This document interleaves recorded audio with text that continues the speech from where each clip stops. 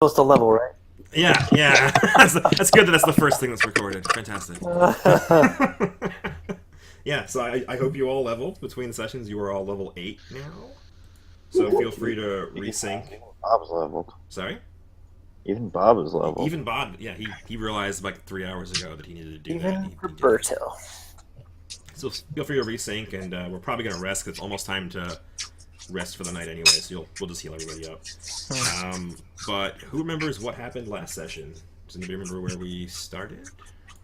No, but remember people were pussies and didn't want to go in the cave. We started. That's probably where we're going to start today. We started just after leaving the Famed Prince.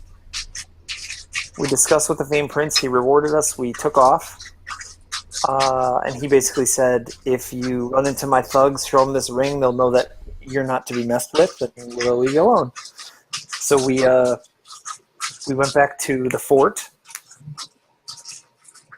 and found out that we're not getting any bounties because we didn't bring them the Famed Prince, and Blink Dogs are not Hound Archons. And we left out the part that we basically ran the Famed Prince out but didn't thug him up too good. Then we went out in search of the other stuff, the other bad stuff. We found Azadas, right? One. Yeah, you found one. Okay, we found an Azada, and she messed us up but good so that we couldn't fight her with like some basic spells, messed us up but good. So we ended up just moving along, and Miro sort of played it off like, hey, I'm just trying to get the hell to Sonara. Which way's Sonara? And she's like, that way. And he's like, all right, then we're on that way. Are you going to keep messing with us if we go that way? And she was like, no. And then we went. We bypassed Sonara. We went and we found some bearded devils.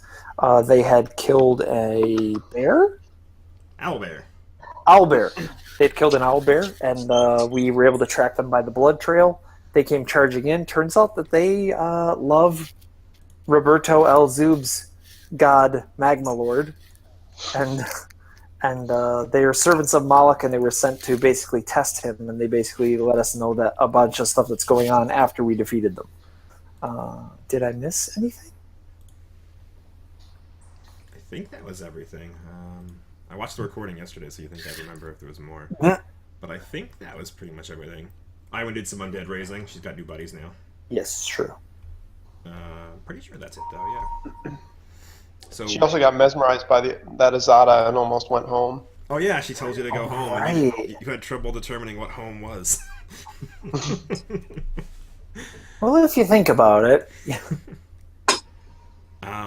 Yeah, so we did. And all then that. and then we tortured the devils in the the fuck, I can't think of anything right now. The dual group thing. There you go. Yeah, we had a conversation where you guys basically questioned the devils a bit. Some people didn't pay attention to the conversation and have devils that are angry at them. But the gist of yeah, But I totally didn't pay attention. exactly. It's a human humor joke. It's a human humor joke. Yes. Bob's not intelligent enough to understand telekinesis. That's how you're gonna roleplay, not looking at the group for 2 weeks. I don't understand. I just thought it was another voice in my head. I have lots of those. So Therapy's whole Bob to suppress those. yeah. So just kind of briefly summarizing the questioning that went on. Iwan started and basically said, you're from the Inferno Gate. Why are you here? And she called their master insatiable, which kind of enraged one of them. So there were two that survived. The other one was killed outright. And the two that survived, she was talking to one of them, and that one got offended that you called his master insatiable, and he basically let out that his master is the Ashen Bull, which is the nickname of, or one of the titles, I should say, of Magma Lord, aka Moloch. And he said, like, if you speak like that again about Magma Lord, I will bite out your tongue, even though he was bound and on the ground and very injured. And the other devil looked over to Bob and telepathically talked, because they can use their mouths or their minds to talk. So he telepathically asked Bob, what are you doing with these worms? And he looked over to the other people. And Bob ignored him. So So Iwan is having a conversation. The devil's speaking telepathically. Is Iwan using her mouth, or is she also talking back telepathically the whole time? She can't talk telepathically, can she? You can just think things, and I assume so. Or does that not work like that, Naz? I wouldn't. I have no idea. She was yelling it out. Okay, let's so just yeah, say. we'll go with that then. Yeah, I'm honestly not sure. That's actually kind of interesting because we assumed the other way in our other group, and that's a very interesting point. Yeah. So basically, Iwan proposed like, "Oh, I meant no disrespect," and she's like, "Hey, I want to make a deal with you." And the deal was, well, first off, the devil doubted that you could even do anything to get Magma Lord's notice. Like, who are you? What do you think you can do? Why is he even going to pay attention to you? And the deal you propose is basically like, we're going to give you Glorious Reclamation souls. We'll take these Glorious Reclamation fools out, and we'll leave them unconscious, and we'll just kind of drop them off wherever you want them. And the devil again was offended by this. Like, this is stupid. This is not, you know nothing of Magma Lord. He doesn't take souls like that. Other devils might, and he even dropped the name Visperthul at one point in the conversation. He says Visperthul will make use of whatever soul he can get his fat claws on, but Moloch cares not for those who would kneel to the inheritor. And he basically says that Moloch's whole thing is that he takes souls that are willing to serve him in life and in death. He doesn't care about corrupting people and doing like that. He wants people who have chosen to serve him. And Bob has implicitly done that. He has chosen to serve Moloch, and he's been giving all these powers. He has pledged his soul upon his death to one of the devils. Yeah, so the devil says he does not harvest from the ranks of the Glorious Reclamation. So Irene gets impatient, and let's see what's going on. You imply that he might be serving Visperthul, that Visperthul is like serving Moloch, and like there's some sort of hierarchy here, and he corrects you, furious now. He says, "We do not serve that traitor. He will be ripped limb from bloated limb for his betrayal." And that surprised Iwan a little bit, because she had assumed, mostly correctly, that at some point Visperthul came here and opened this gate on behalf of Moloch. And something seems to have happened, and these devils are implying that there was some sort of betrayal going on, something is going on, and they do not serve Visperthul. They were incensed at the idea. And what else? So the other devil that was kind of ignoring this other devil, who actually started screaming with his mouth as he gets furious about you insinuating that he works for this fat, bloated heresy devil named Visperthul. The other one is kind of just softly talking to Bob telepathically. These fools know nothing. Why do you waste your time with them? Clearly, you are among the devoted. The Ashen Bull favors you. What are you doing here? How is this serving him? And this whole thing took Iwan aback a bit, and she came back around and let out a sigh and basically started talking to the party like, I don't think these guys work for Visperthul. The plan that I came up with doesn't seem to be working. They don't want Glorious Reclamation souls. I'm not sure. These drama queens of devils. She raises up her tiny skeletal marionette and says that, she'll show them what limb ripping looks like, when we're done with them, and kind of hands them off to Nero. Meanwhile, Vors was kind of watching them, just as usual, hanging back, just kind of watching them while they were interrogating, and he was the only one to notice that their wounds seemed to have completely closed. Like, all of the bashings and the cuts that were on them and the arrow holes, it looks like they were kind of scalded from the inside out, and they were like, now they're scar tissue, but fully healed. No one else noticed that. Vors. Fast healing. Or what? Is that a thing? That is a thing that exists in the world. Okay. So then Nero took off. He's basically, well, not took off. He took over. He said, "So you're not part of Visperthul's group. Why are you even here?" And he did some knowledge things and stuff like that. He saw what Visperthul was, basically, the big fat devil. And the devil comes back and says, "We tricked him. How did you get here? What are you doing?" And he says, "We tricked him. We tricked Visperthul." The devil proudly responds to Nero, again speaking with his voice instead of his mind. He smiles with razor-sharp teeth. "He thought he'd control us like the others, but Moloch shielded our minds. Visperthul led us through the gate, and we escaped. We came to serve the Lord of the Sixth," another name for Moloch, "to punish the traitor. We came to find the devoted." And Nero's like, "It seems kind of silly that you charge and attack one of the devoted. You'd attack, Bob right off the bat. What was that about?" And they said the devoted must be tested by fire and steel on his orders. If they could be defeated by our band, they would stand no chance against the traitor and his minions. He glares at Vors before he adds, "Your interference in the test has surely been noticed." He turns to the other devil, who was basically talking to Bob this whole time, and that other devil is visibly frustrated at being ignored by the anti-paladin. The two devils seem to exchange thoughts in silence for a moment before the first devil begins to respond to Nero. As you undoubtedly know, Signifier, Moloch rewards the loyal. If you would enact his will, if you would defeat the traitor and open the gate once more, he... And the second devil interrupts his friend. Incredulous, growling audibly for the first time, eyes locked on Bob. His eyes glow even brighter in fury. He's got these red, like, pinhole eyes, but they start glowing big and red. And he utters aloud the only apophism of Moloch known by mortals. He says, "Obey or burn."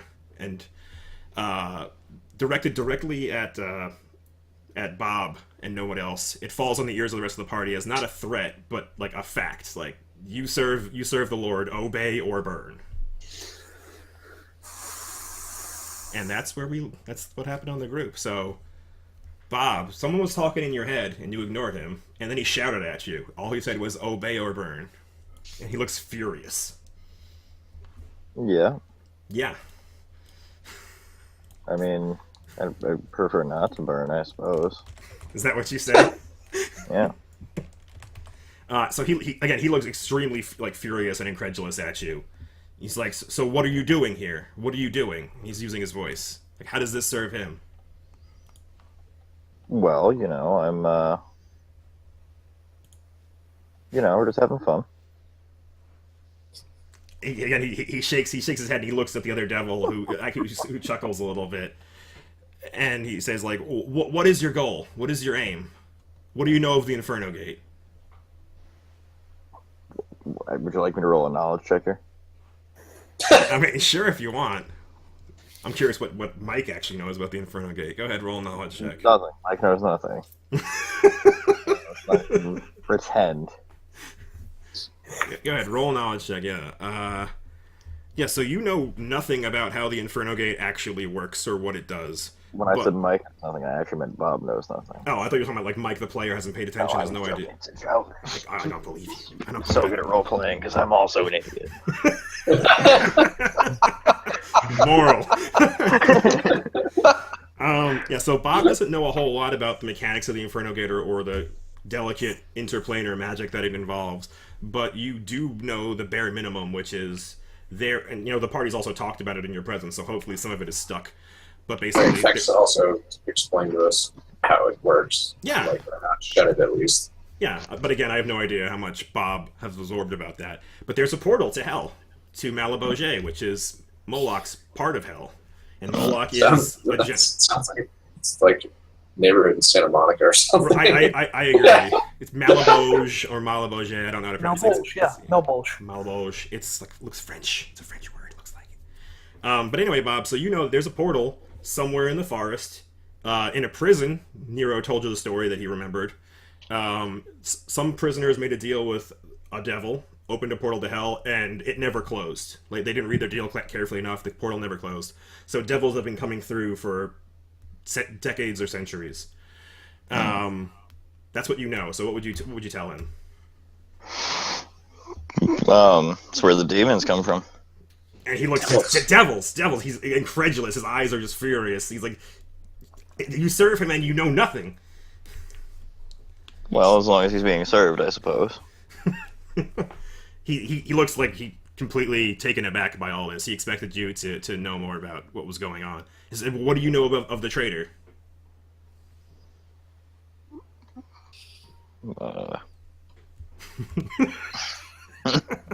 He's talking out loud, Joe? Yes, he's so frustrated he's using mouth words, yes. Nero pulls out a little book and starts to get ready to write as soon as he says, "What do you know about the traitor?" Oh, you're not gonna answer, you're just taking out your book? Okay. Yeah. So, Bob, you've heard the name, Iwin just said it a couple minutes ago, Visperthul, and you've heard the other one shouting about a traitor. But you have no idea who or what that is, what that means. That's just a name. Then, not that much, but I assume the traitor needs to be dead. He nods. Yes. Okay. We're getting somewhere. Yes. So, are you going to kill the traitor? Are you going to kill the traitor in the name of Moloch? I will kill anybody in the name of Moloch. Okay, so I think that's good. At least we're on the same page there. And he's nodding. He's like, okay. So what's your plan? Who are these people? Are they on your side? These people are on my side, and he points around and he says, he points at Verse. Points at Verse. Points at Vers. Points at Verse and says he is strong. Points at Nero and says he is smart. Points at Iwin and says she is creepy.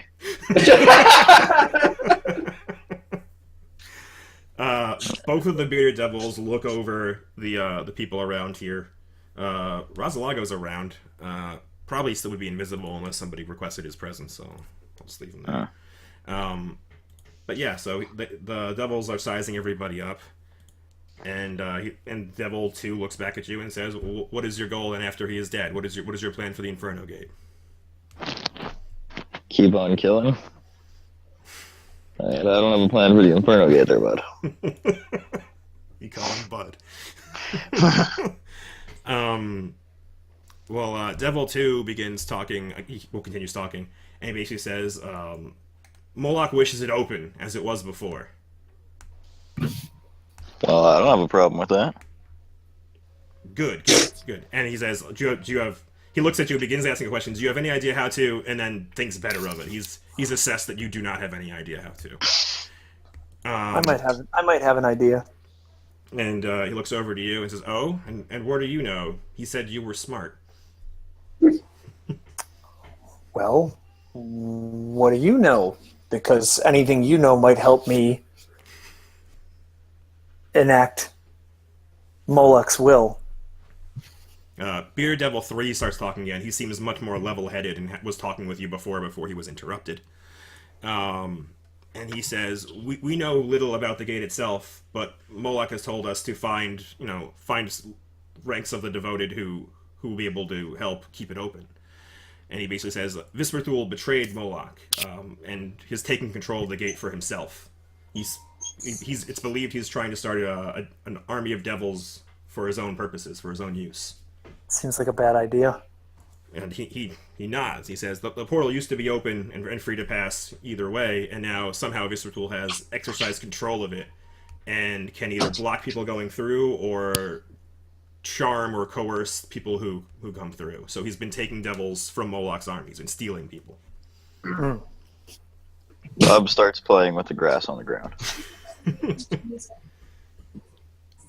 And they say basically, Viscertool must be destroyed. Or something must be done so that the gate can be controlled and opened free. I see. I already serve the God Claw, so I can't serve Moloch. But that doesn't mean that I can't come to an agreement. From what I understand, payment for services rendered is something that Moloch excels at.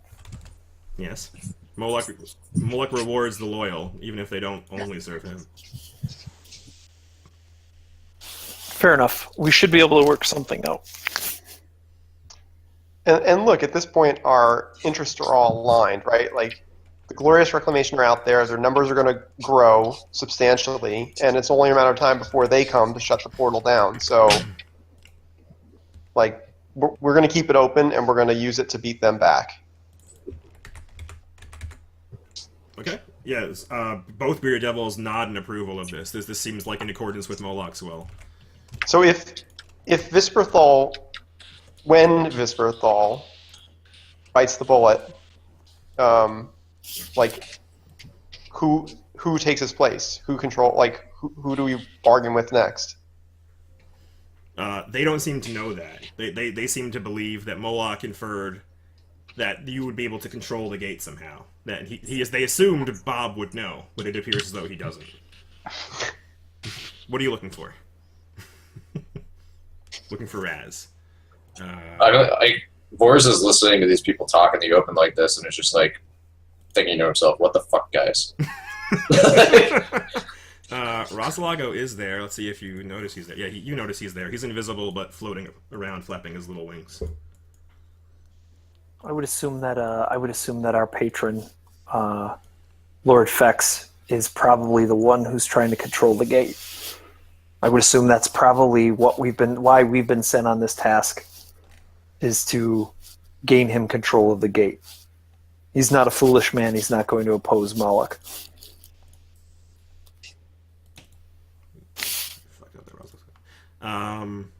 They seem curious. Who is this Vex you speak of? The Devil's Lurch? He's a lord. He's an Archbaron. He's an archbaron in Cheliax. And he seeks to control the gate? I would assume that that's what we're doing with these rites that we're going to enact for him. We have to gain some things, get some reagents and ingredients for him. I would assume that it's some part of some kind of contract. Rosalago, did you want to talk to them? Rosalago will appear at that. So he's floating near Vors, and he flies over towards Nero. And he tells he looks at you and he kind of stares for a few moments before turning back to the devils and say that Fox wishes to shut the gate. And the devils don't seem happy with that at all. They believe they want it full open. They want the lock taken off and anybody in and out all the time. And Rosalago believes and is telling them that Fex wants to shut down the gate. For the queen, because these devils, they're not controlled. They may be loyal to Moloch, but they're not loyal to Thrun or Queen Abigail. So this has been a thorn in the side of the Empire for a while, and Fex is hoping to gain prestige by shutting it down entirely. So Rosalago, he looks at you for a moment before saying truthfully to them, Fex wants to shut it down. And the devils aren't happy with that. They look toward Bob and say, that is unacceptable. Well, what can you offer the party to open the gate? Beer Devil 2 scoffs, again, incredulous. He's like, look at everything you have. Everything you have is from him. He asked this of you now. I mean, okay, I suppose. And you would know that people who disobey their gods in serious ways, they lose their powers. You just would not be an anti-paladin anymore. You'd be a crappy fighter. Fighter without all the feats. Bob, don't toy with them. If we're gonna collect their heads, collect their heads. If we're gonna get information from them, get information from them. Don't toy with them. That's cruel, even for you. I think Bob's being toyed with here. Well, Bob looks to Nero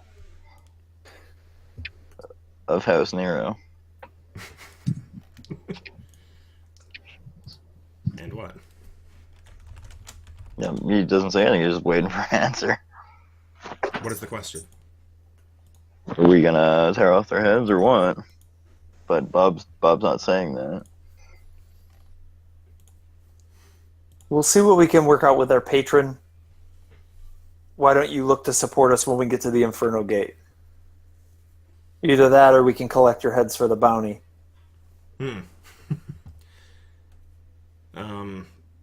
Yeah, so I gave them names. There's Tarzan, or Trazon is the second one that was talking to Bob and is incredulous. And Venaz, number 3 on the map over here, is more level-headed.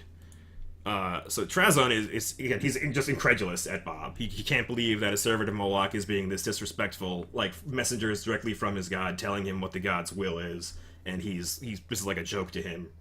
So Trazun is incredulous, and he just stopped talking. He's done. And Venaz says, we have no promises, we have nothing. This is just a message we have been sent to bring. So where will you go now? To find more of the devoted. There are more of us? Trazun just looks at you and he just shakes his head you're not the only anti-paladin. You're not the only servant of Moloch in the Empire. We were sent to find you and more. Bob's eyes are wide, and You thought you were the only paladin of Moloch. now Bob is intrigued.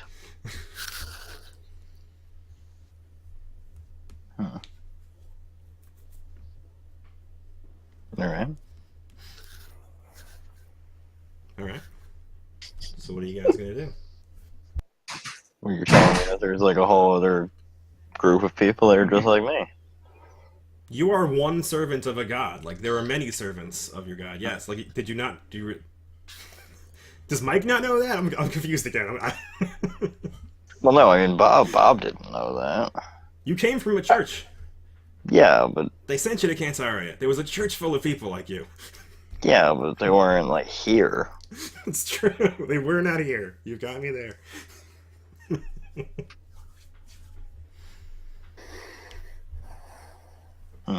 So the devils are still bound, but they've completely healed up again. Only Vorus has seen that so far. And they look at each other, and it seems like they're having a conversation in their minds again. Can Bo hear this one? No, it's telepathically just to each other. They're beaming thoughts into each other's heads. Are we letting them go, or are we taking their heads? We've got one. I mean, Bob's good to go whenever. What does that mean? Mechanics question. Mhm. Like Vor's has kind of had enough, so like they're still bound. Are they on the ground? Yeah, I've assumed they're prone, like sitting on the ground with rope around them or whatever you guys used. All right. Mechanically, can I just like perform a coup de grace? They're not helpless. No, they're bound, like they'd be pinned, but they're not helpless. So you can't coup de grace them. They can still wiggle around. You can't just line up at their throat.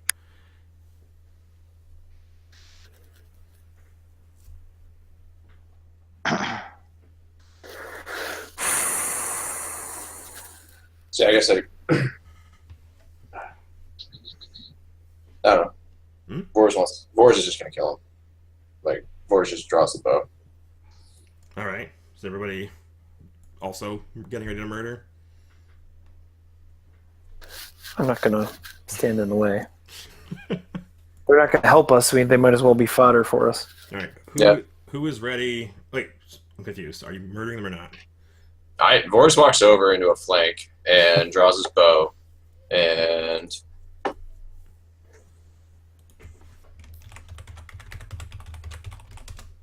Yeah. yeah, like so. I guess I have clustered shots. So We're gonna roll initiative. Dun, Did, dun, did, dun. did I not heal when I leveled? No, you're still. This is still happened. You didn't sleep yet. Oh. Soon, my pet, you will heal. Soon, my dog of war, but we have to do it my way. Button for initiative. Boom. This is how Nero becomes a god, and I become like a servant of Nero. Venaz goes first. Vor's wouldn't, since he initiated. Well, no, they're kind of expecting you to come in. There's no real surprise round. They were waiting for you to make a move like this. Dun,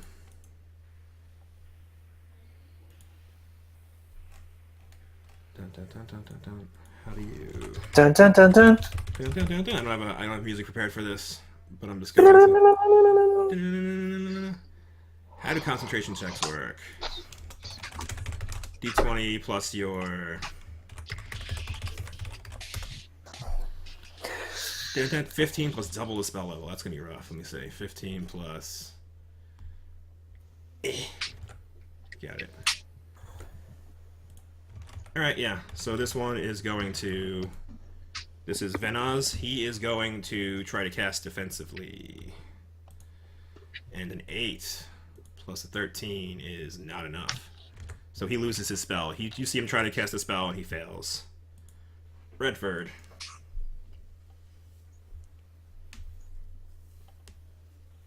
That's you, Jeff. Oh, there you go. Yeah. So you're going to scythe Trazoon there. And that is a hit, and he's prone. So what does that do to the AC? -4. Yep. So that's a hit and a miss for 11 damage. And he has DR, so he takes 6.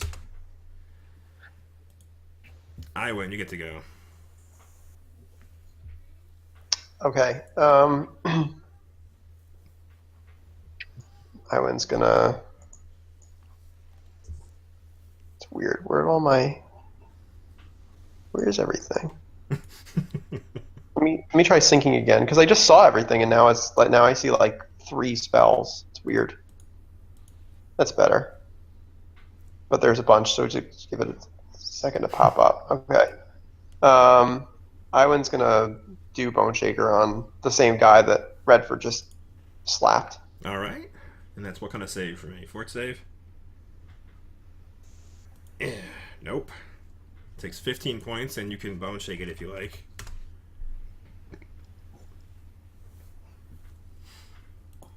Robert. Whatever. Bob is gonna delay. Okay. Fours.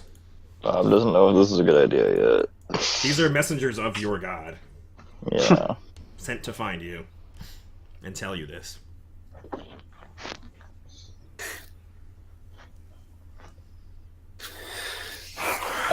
Yeah, Vor's 5-foot steps. Do a flank on Trezun and unloads. So, what is it? Yeah. So that hits. Yes. What's that much? Ooh, Yahtzee. yeah. That's 20. That's 40. That's all of it. It's right. So 20. That's 44. Okay, so he takes 39 of that because we add it all up, and he is dying on the ground. So is this guy like failing the tests of our god? And then You were given the test. Oh, I know, but it's like we're giving it back now. all right. So Boris then turns to then us, and I guess I have 3 more shots, right? Do you have 3 more shots? You have your rapid shot, and then you have your second iterative shot. I think you Yeah. have one more of those, and they're separate. All right. Mibs and hit, probably. That is correct. With the -4. Yeah, even with the -4, that's 24 is still a hit. You're in point blank shot range, so it's 21. I was talking about the 14. I was talking about the 14. Yeah, it's still a miss. Wait, do they have -4? Or do I have -4? You have -4. You do. Shooting Range price. shot. Okay. All right. So here's 20. 21, and they take 5 less. That's it. Trezun tries. I don't get sneakies on that, do I? No, you're not flanking or anything like that. Trezun keeps dying. Rosalago goes. He's not doing anything. Calvert.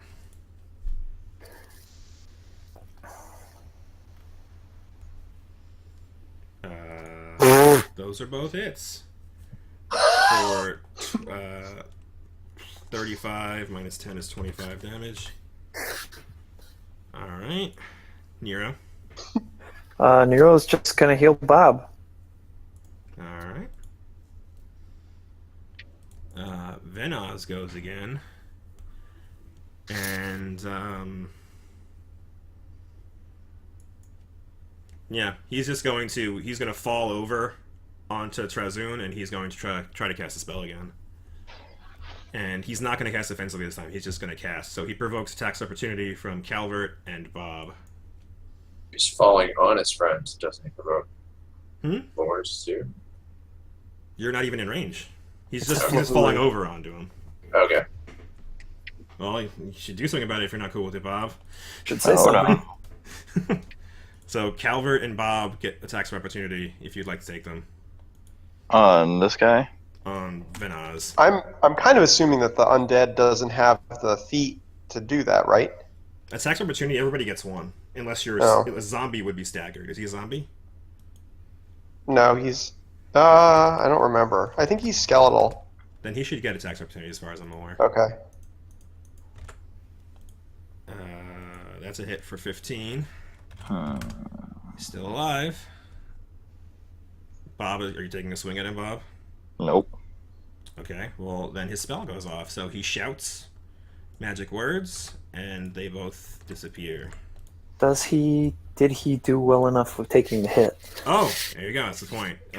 So let's take it back for a second. Valid point. A third. He might have. 21, and he took 15 damage. 15. That's tight. Injured while casting 10 plus damage dealt plus spell level. So Oh. 10. No, he didn't do it.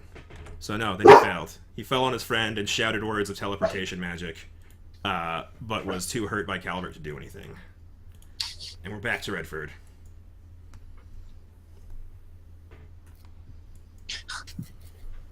Speak now, or forever hold your peace. Bob. Those are both hits. Bob's eyes are closed and he's crying. Those are both hits for 7 and 3, which is 10. And he is dying on the ground. So they're not dead yet, but they are dying. Awen. She's gonna just delay. She's gonna do anything. Bob, still crying. Still crying. Okay. Mr. Forrest. God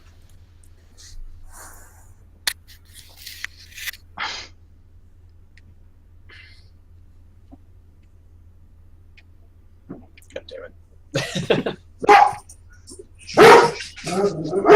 Sorry. No worries, dude. There's fucking fireworks going off. Sorry, my dog's I'll be right back. Sure. Remy, come here, bud. Come here. Come on. Oh, Calvert, you want to decapitate something? Sure, why not? They've delivered their message. The message was delivered to you, and now that's it. Indeed. So they're... And here, I'll have her come off delay and just end this. Those are both hits, and you did 32 damage. Minus 10 is 22. So Venaz is dead. And then Yeah. she did the consume life on this guy, so he's dead. Sure. You suck out his soul, and he dies as well. That's it. Combat, she is over.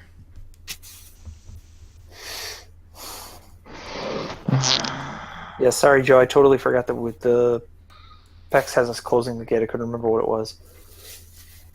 It's been a long time. Yeah, Rosalago seemed confused by what you had said, but he spoke his truth to the devils. Rosalago looks a little unhappy with what has happened, but he's not here to question. That's one of the things Fex made clear. He's unhappy that the devils are dead? Yes. You would have rather they gather the faithful and keep the gate open? He shakes his head. He's like,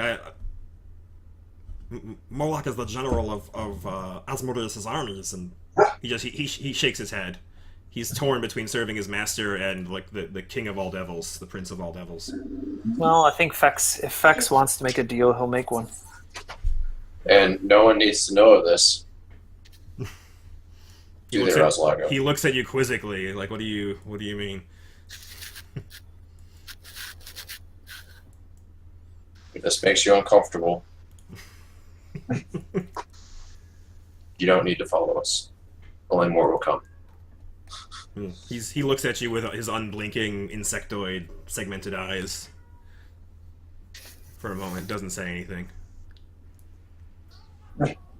So, we have a mission. Vex told us to close the gate. If he didn't want us to close the gate, then he needs to tell us. These devils were going to get in our way. So what is it? He shrugs. He says, Vex wants to close the gate. Asmodeus wants it open, or Morlock wants it open. And you see him like he's torn. He doesn't understand how to make these two things work in his mind. Like Vex is his master, so he seems like he's leaning on that side of things. But Asmodeus and Moloch are very big deals to him. He holds them in very high esteem. So, well, what would you have had us do? Like, they had already healed. If we had not killed them, they would have come for us with more. They said that it would go. Are devils to be trusted? Yeah, of course. He nods. Of course. Devils do not lie. They do not Devils lie. mostly don't. Yeah, they're mostly trustworthy. Yeah, so I'll agree to that. Yeah, they do not lie. Like they will bend truths and make agreements that aren't like if Right. you don't read the fine print, you'll get fucked. But they do not lie. Are there like lawyer devils that will help me understand the fine print? Yes, most devils are. Rosalago is like he's a scribe type devil, but there are also like lawyery type devils. Cut their heads off. Worth 1,000 apiece. It's true. Bob has to go back to town. We have to buy stuff. Okay, so you're gonna saw off heads. You're gonna have Calvert just chop them off with his giant axe. Sure. Bob's not touching these bodies. It's good you have your limits. That you I won't touch the corpses of the messengers of my god. So that's good. Yeah, the giant can do it. Sure. That's fine. All right, so you have heads. So, yeah. So you guys have finished moving for the day. It's basically time to rest up. So I guess Vors, go ahead and make a survival check, unless you want to push on for the night. Did we want to push on to that cave? That cave might be a good spot to hide out if it's clear. Sure. Okay. Oh, look at you go, Bobby. Raw 19. Yeah.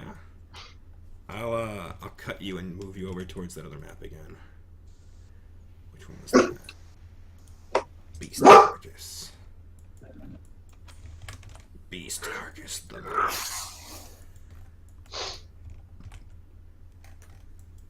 Alright, you guys are all here. If you want to heal up Bobby some more, you can, because like you would have had time. Sure. Well, that's a Yahtzee, almost. We have a bingo. Is that how you do it? That's a bingo? That's a bingo. That's the phrase. You Just say bingo. You just say bingo. Alright, so you guys make it back. How many hexes was that? Let me go back to the overland map real quick. It's only one hex. So you are like walking a little longer than you should, so everyone's gonna make a fort save after. Oh, you make it now, actually. We'll see if it affects you. Fortitude save. Bam. You guys acing it. Mm. Look at this shiz. Oof. That's pretty good too. Come on, Bobby. Come on, Bobby. Yeah, Oh, that's nice. that's disgusting. You guys are monsters. Yeah, so about an hour into your march back, it takes like a full 4 hours to get back to where you were going. But an hour in, like your legs start to hurt a little bit, but you all just tough it out for the remaining 4 hours, and you get here without being even the slightest bit fatigued. Is Rosalago tired? No, not even Rosalago is tired. Look at that shit. And the undead are undead. Rolled 18s and 16s and things, so. Yeah, well, it's the first time you forced marched, and you didn't need to rest at all. Yeah, so you guys make it towards the cave, and you can see it's over here on the map, this little ridge here. And there are bones and stuff strewn out in front of it. And So are we sending in the minions? Boris is like, I've done this before. Takes a rock and throws it in the cave. Okay. Stand where you're going to stand. You have to be a little closer than that to throw a rock in the cave. Throw in like 45 feet where you were. Alright. So, Yeah, I'll stand behind Calvert. That's fine. that's Yeah, fine, that's too. probably yeah. Yeah. So yeah, you throw a rock in the cave, and unsurprisingly, something happens. Weird. Yeah, weird. It's the weird. It's the damnedest thing. So Boris draws his bow. so yeah, so there was a cave under here, bloop, and some things come out of the cave. And I'll roll initiative. Baby owlbears? That's a very good guess. Ooh. So I'm gonna roll Oh. initiative for them. I'll go ahead and put it over there so you can see it. They're all gonna work on the same initiative order, and then I'll roll. Oh, I'm gonna roll for you. Yeah, you can they're so fucking cute. hover over them. Yeah. Oh man, they're ridiculously cute. Right? Make a will save to be able to attack them. So let's just say that you threw the rock, so they're all gonna move, and you hear them they're hooting like hoot hoot hoot, and they're excited, and they think their mother has come home with some food for them, and they get to there, and you hear them hooting, and that's it, and we're back to Redford. Can undead ready attacks, or is that too smart for them? There's no rule stopping them from what I understand. If you tell them to, I'm sure you could order them to hit something when it comes close to you. That seems to make sense to me. Okay. So Redford's gonna stand here and then just like if he sees something come out of the cave, he's gonna swipe at it. All right. Robert, the Zoob, you hear hoot hoot hoot hoot echoing in the little cave. All right. I mean, Bob's gonna, I suppose, saunter on over here-ish. Yep, you got 20 feet of move, so you double move, and that's it. That's it. All right, Nero. Ooh, ooh. Nero runs over to Calvert and grabs one of the fleshy beards of the devils and starts sawing off the tentacles. He's going to throw them into the cave. All right. Vors, Mr. Abernus.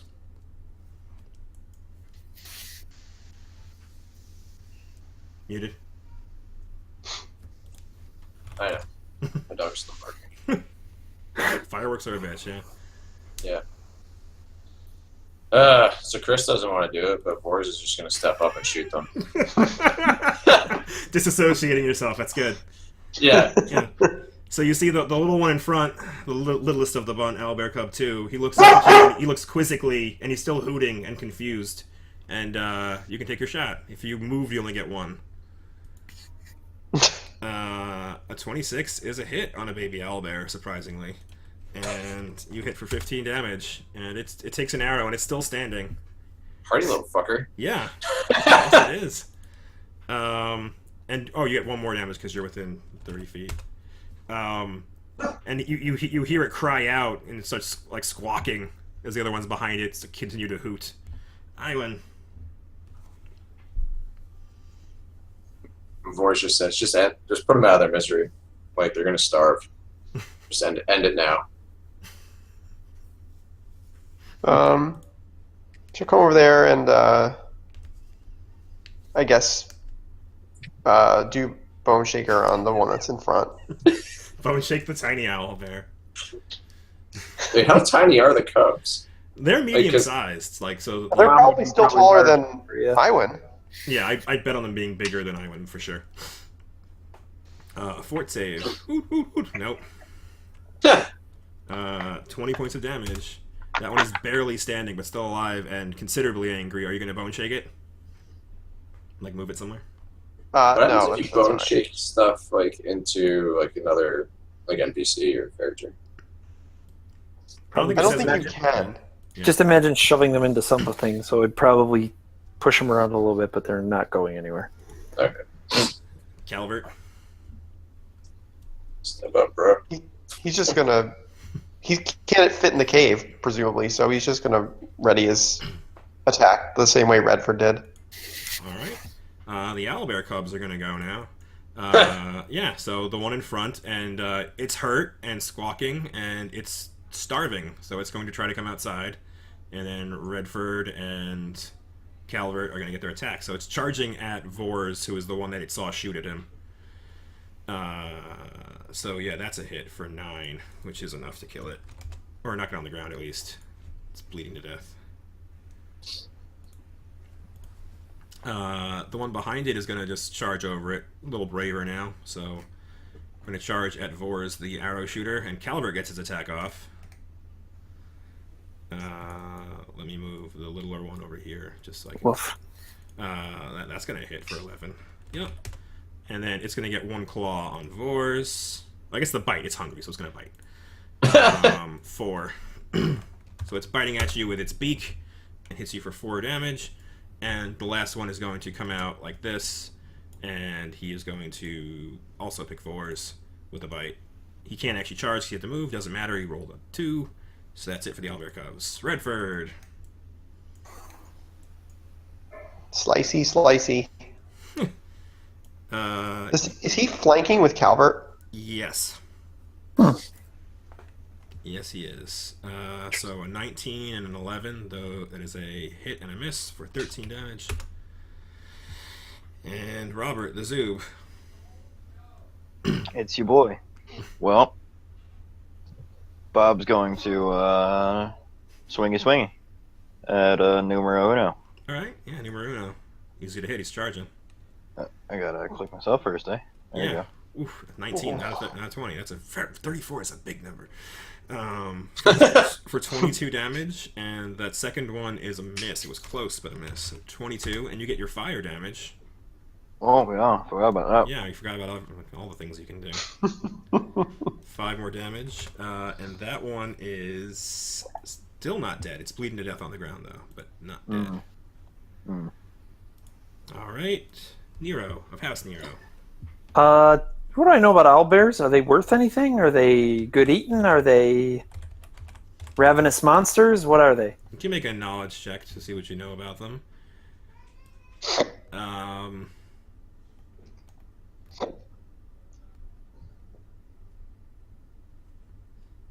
You rolled pretty well.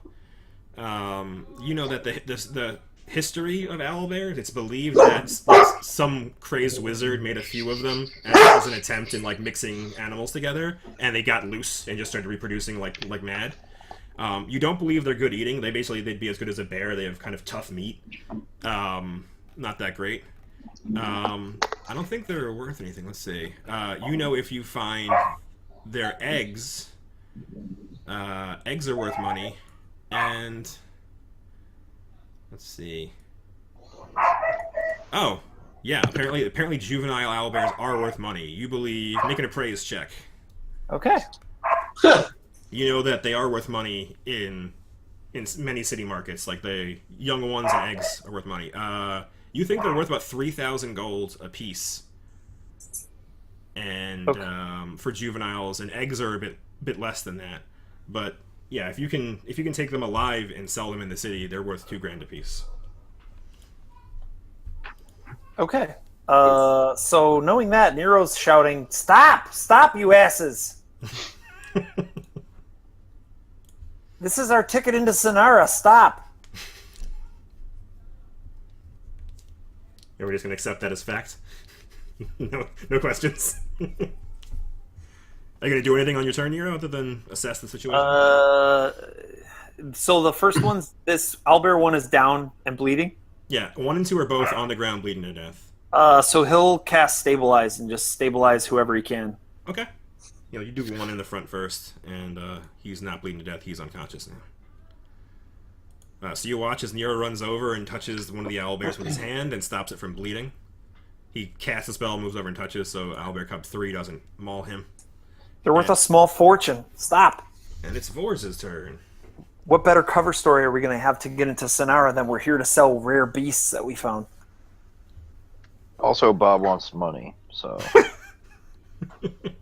I don't know that we could be better off than we are carrying devil heads into Sonara, claiming that we're going to get the bounty, which we are, and that we're going to sell rare beasts at the market. Force drops his bow and hits him with the staff. Sure. The 14 is a miss, but the 23 is a hit for 5. Aren't they all out? I thought they were all out. No, this one is unharmed. Oh. And adjacent to you. Iwan. Iwan will do Merciful Bone Shaker. Okay. Whip out that rod from the undead guy that killed that other guy. Right. I got a rod guy.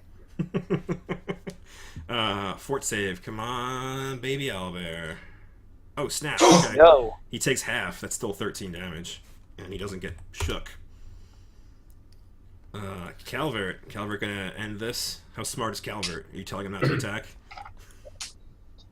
Yeah, sure. Hold off. Alright, Owlbear Cub. It's gonna be Vors or Nero. Calvert hasn't hit him yet. Well, I'll do all 3. He has chosen Nero. So he goes crazy on you, Nero. Sure. He is berserk, and there's a threat in there, and that's first claw, not a confirmed crit.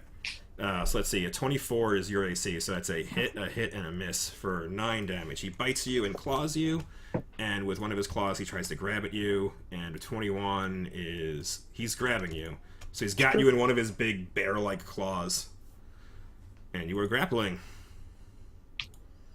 Redford. He'll also be held off. Okay. Robert, the Zoob. Can I like mercifully hit him with my hammer? You take a Take a minus minus 4, but you can try, yes. All right. I will mercifully hit him with my hammer. Alright. Yeah, both of those are hit, even with the merciful penalty. So you hit him for 44 non-lethal damage. Can I mercifully fire him? No, but you can suppress the fire. No, we'll just. I won't do it then. Yeah, even he's fine. He's knocked out. Even if you took fire damage, then he would still be knocked out. So he's asleep as well. Great. Yeah, so you've got him. He lets his grip go on Nero. And that's it. You've murdered a bunch of baby owlbears. Well, not murdered. You've knocked unconscious a bunch of baby owlbears, and you're going to sell them into slavery. And there you go. We're going to sell them into domestication, sir. They're not sentient. Aren't they? I mean, They're not. They seem to be sentient. They have an intelligence of 2. You are correct. They are not. So does Bob, but that doesn't stop him. You have an intelligence of 10. Your old That was- character had a 7. This one is a 10. Yeah. Well. So you're average. Yeah, you're an average human intelligence. Wow. I agree. Wow, I was surprised when I saw it too. When I first looked up this morning to look at your sheet, I looked at the old Bob, and he has a 7. That's like, I mean, like, I just kind of equate that to like an IQ of 70, which is like legally retarded, right? Or sorry, like legally handicapped. I don't know, but perhaps like I can't remember where the line. I thought it was in the 60s. All right, Vors, this is your show. You want All to right, check out the cave? So Vorst takes the lantern out and watch them. all right. You don't find any more owlbears. I'm pretty sure you don't find any more eggs. Let's see if you find anything else. Make a. Oh, you did.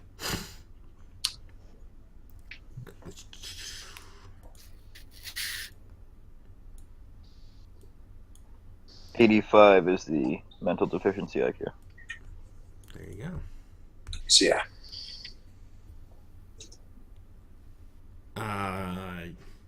Vors, I guess I went and Vors both did it, but since Vors rolled first, you find there is a half-digested hand in the pile of crap. Just looking around, there's a lot of like nesting materials and stuff like that, bones, lots of things like that, and you find a half-digested hand which has a ring on it. I'll praise the ring.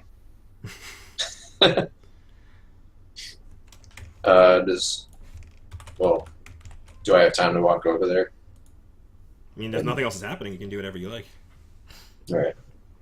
So I walk over there. The ring is crafted with hardened leather strips, which bits of fur, feathers, bone, and ivory have been woven into it. Are there any like rocks or gems in it or anything? No, it looks very animalistic and kind of like a not like a fetish or a totem kind of thing. Some sweet rocks. So Vors removes it from the hand. Okay. It comes off, and you have a ring. All right. The ring is engraved with the symbol of a broken crown split by a bolt of lightning, which you guys all are. Oh, like aware the of. Fame Prince. Yeah, it's a Fane Prince ring.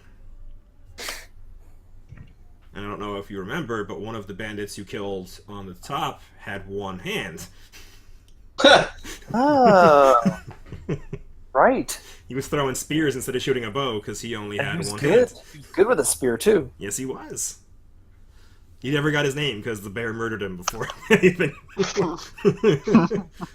But you would vaguely recall that. So his Vors would chuckle. Did we find anything else? No, that's the only thing of value. It's mostly just owlbear crap, nesting materials, and various digested levels of animals and people. Is owlbear crap worth anything on the free market? No, it's like white bird-like crap. I guess maybe I don't know if they do pellets like owls do. I'm going with crap for now. Well, I mean, both owls and bears don't crap like birds. So It's true. Everything's crazy, but there's crap. We'll say there's bear-like crap in the den. Mm.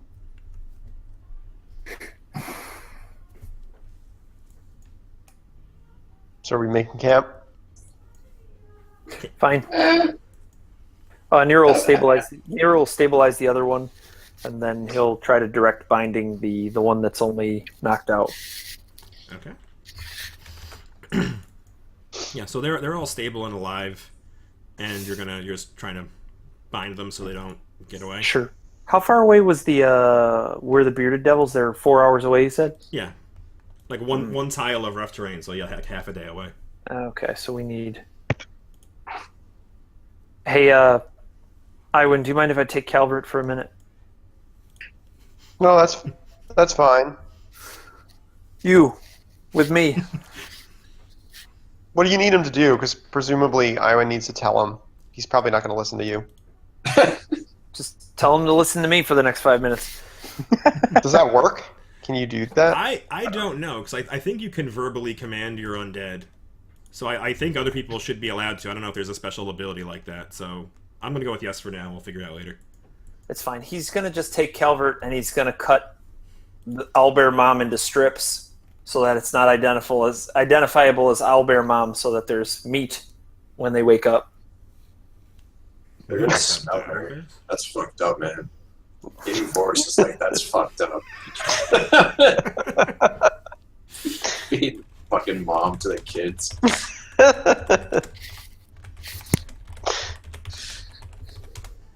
Alright. Would you rather have a ravenous owlbear wake you up? Yeah, having food for them on hand is smart. Nero is thinking ahead. Have we seen wildlife? Yeah, presumably there's all kinds of animals around. Alright, like, Forrest would just go hunt something. Well, that's a survival check, Voice. Yeah, that's... How about that? Yeah, okay. Yeah, so Voris says that's disgusting and says he'll scrounge up some varmints or whatever. And yeah, it's not good for them to eat their own kind. Like, if we want them to be healthy and get a fair price on the market, we need to feed them better than that. I was going to say it's interesting the morals you've developed, but it's no, I want them healthy so they're worth more at the market. I want them to catch a disease eating their mother, get like mad owlbear disease.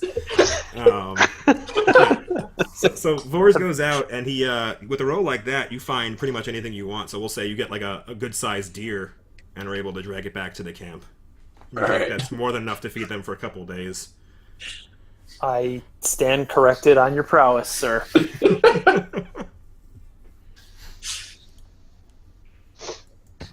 All right, yeah. So you're good. What are you pocketing that ring, Vors? Did you tell anybody else about the ring? I wouldn't. No, be looking at you. I toss it to Nero. Be like, hey, check this out. It's not magical. I assume it's not magical. Oh, it's magical. Oh.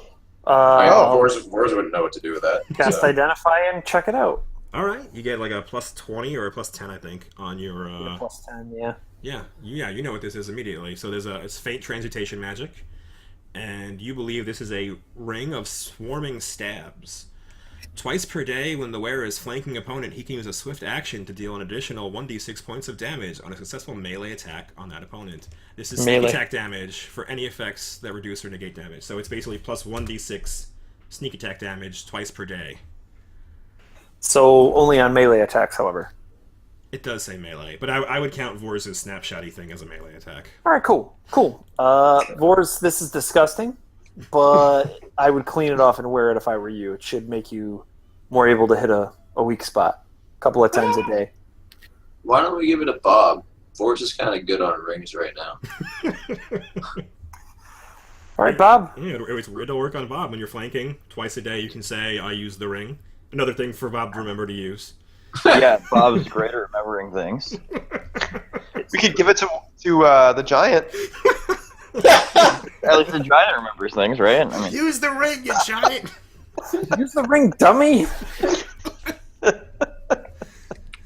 No, Force has a ring of mind shielding and a ring of eloquence right now. So What's a ring of eloquence do? I don't remember. Okay, I'll look it up. it gives me like a lot of.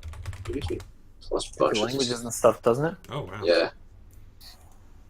I also get, I think, perform bonuses. Yeah, I think I get perform oratory. +2. Oh, awesome. Where'd you get that? The ring? Yeah, I don't remember. I don't remember who it was from. He bought it with loot. Oh, I you think. did? Yeah. Oh, cool. Yeah. I thought it was a drop somewhere. Cool. No. All right. So you That get would be a cool drop though. Yeah. It's not one I've ever heard about. It's interesting. Yeah, There's so much loot. Like there's so many cool magic items. So I speak with it. I speak Undercommon, Celestial, Abyssal, and Draconic. All right, Bob. Looks like you're getting the ring, Bob. Great. Bob has one more ring spot. All right. So go ahead. Put it down there. It's called a ring of swarming stabs.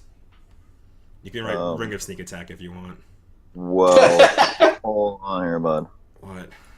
Ring of sneak attack. Hold on, I gotta put that. Twice a day while flanking, you can. Yeah, my sheet's Engage. not cooperating. My sheet don't work. All right. So you guys are making a camp. You've already rolled survival checks to find it. I'll just scroll up and find them. And I handle animal while I feed the little ones. Yep. Yeah. So between Bob and Vors, you got an 11 for the camp, but you have a cave, so it's already pretty good. All right, right ring of what? Ring of sneak attack or ring of swarming stabs, if you care about the real name. Ring stabs. Ring of swarming stabs. And the purpose is. What's the purpose here? Twice per day while flanking, you can do 1d6 sneak attack damage. Okay, but the thing says purpose. I don't know where you're entering it, so you can just write whatever you want. No, that's fine. You can put it there. That's not on the right. If you scroll all the way to the right, there's a quick reference magical items under your experience and stuff. Yeah, I see. Put it over there because it's not like a magic armor ring. It's a yeah. There you go. It's to do cool stuff, right? I win. Yeah. Any magic? You have any magic that we could move these things? Just have Calvert carry him. Yeah, they're going to be awake and angry by tomorrow. It's not going to be an easy carry. Or sap them again. We need to get to a road. Even that, you're not going to keep them out forever. If the question is, can you keep them unconscious? Then yes, you can consistently. You could just beat them while they're unconscious, and like because they heal over time, like slowly every day. But you can just keep hitting them until like as long as you're sure they're not going to die. You can keep knocking them in the head. How far is the road? Let's go to that map and see. Very close. Okay, so we'll get to the road and flag down a wagon. Pay somebody exorbitantly for the use of their wagon. Or else would just take the wagon. Yeah, but somebody coming up and saying a bunch of people looking like us stole our wagon would not probably be a great thing for people in Sonara to hear about. Trying to Not keep sure it low. they'd hear anything. If everyone was dead. Bodies are another thing to explain. Maybe let's not have things to explain. We can feed them to the owlbears. Force has an answer for everything. That's a pretty decent answer, to be honest. Yep. So you guys are resting for the night, and while you're doing that, I'm just going to put on the map over here. If you guys can see, there is your best buddy, Oth, your faceless stalker buddy, Oth. He went to Longacre, and Rosalago told you about 3 days ago that he had arrived, and Nero gave instructions to Rosalago telling him, like, sync him up with the Zenio, make sure that he knows everything he can know about Marici Bedard, which was the diplomat from Andoran, who was talking to the Glorious Reclamation. And he has taken her shape. You guys haven't seen him yet, but he has taken her shape and is basically pretending to be her. And he can travel 3 hexes a day on the road. So he will be outside the gates of Sonara, like tomorrow morning. Okay. You would expect him there then. So Okay. well, I'm just going to leave him there on the map, and you can bump into him eventually. But that's what he was told to do. He was told to meet you at Sonara. He has no other instructions. So he's probably going to be hanging around outside Sonara somewhere. Okay. So you guys sleep, and I roll dice. Nothing, nothing, nothing. So nothing in the night. So, hey, Joe. Yes, sir. Two things. One, I guess, first a question. The cave, how big is the opening? Like, could the giant fit inside? Yes. So if you're big and you have to squeeze through a 5-foot hole like that, you can move through them, but you count as squeezing, which you have a -2 or 4 to your armor class, and you move at half your speed. But he can get in. He can certainly squeeze his way in. Okay. And then the other thing is, I just wanted to mention before I went to sleep, I would have done, and I'm just going to do it so you can like read the stuff. But basically, this to switch out. No, wait, and I clicked it. Yeah. This quick study to switch out one of my spells, and then Iwin, just before she went to bed, would take out a piece of paper from her notebook and write on it basically like leave or die, and then would like hold on, let me find the spell. Fuck is it? Hold on, I have to figure out what it's even called. I forget now. Yeah, explosive runes. Ah, that's a fun one. And would just put that piece of paper back in her backpack for the night. Okay, so you're not posting it anywhere. You're keeping it. Not yet. You have it ready. Got it. Yeah. And that's permanent, right? Until it blows up. It's somebody's got to read it, and then All right. Yeah. So you've got an explosive note. Okay. And everybody camps. You have your normal watch. And nothing happens during the night. So you guys can all heal. If you haven't synced already, go ahead and sync now. And we'll just heal everybody to full. Is everybody done syncing? I believe so. What are you thinking about?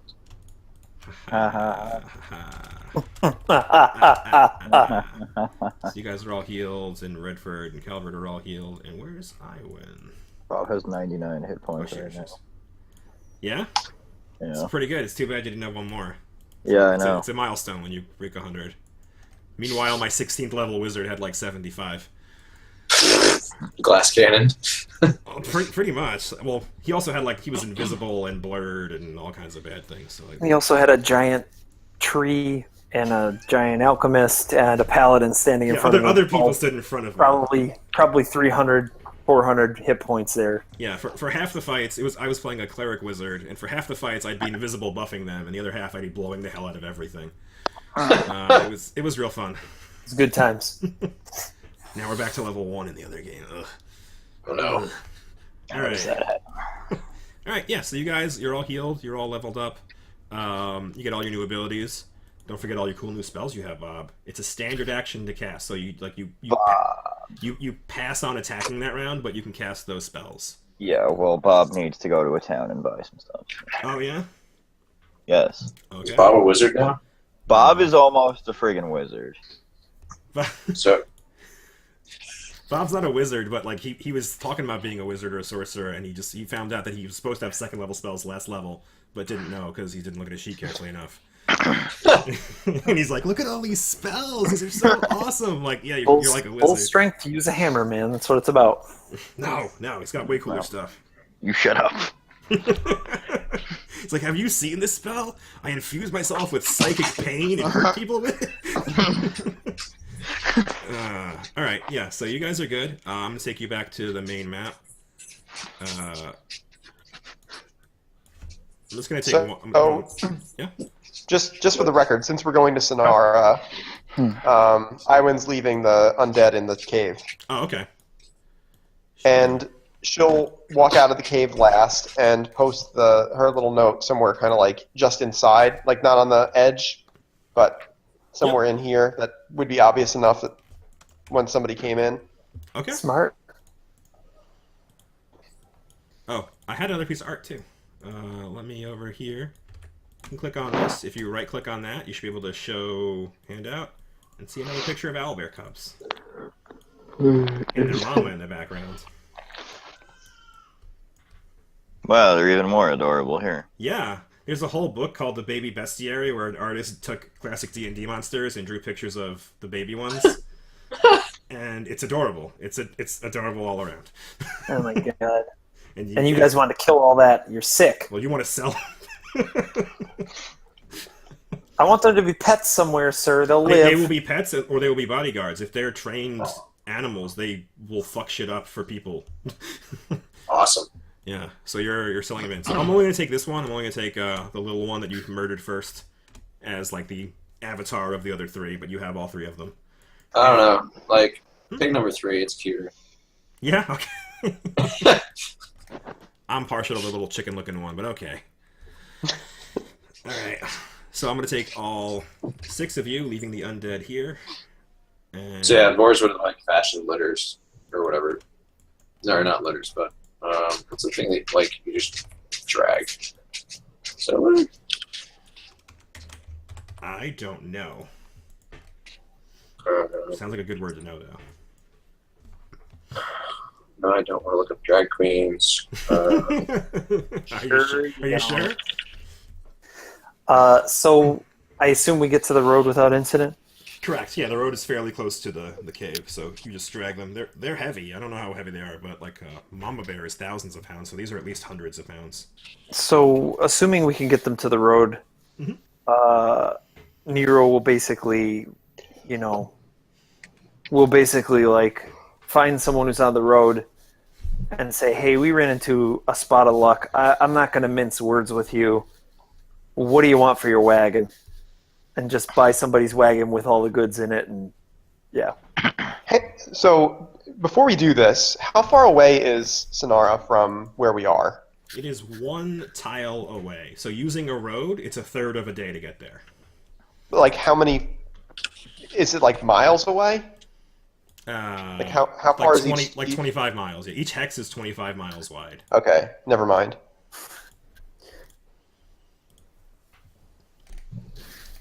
You were thinking of doing something tricky. No, I sir. was thinking of teleporting owl bears. Yes. You could.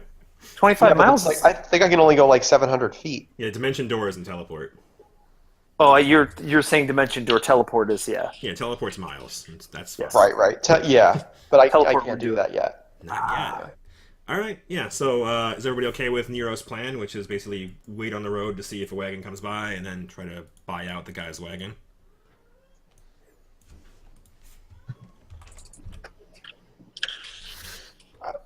It's our best chance, so sure. Okay.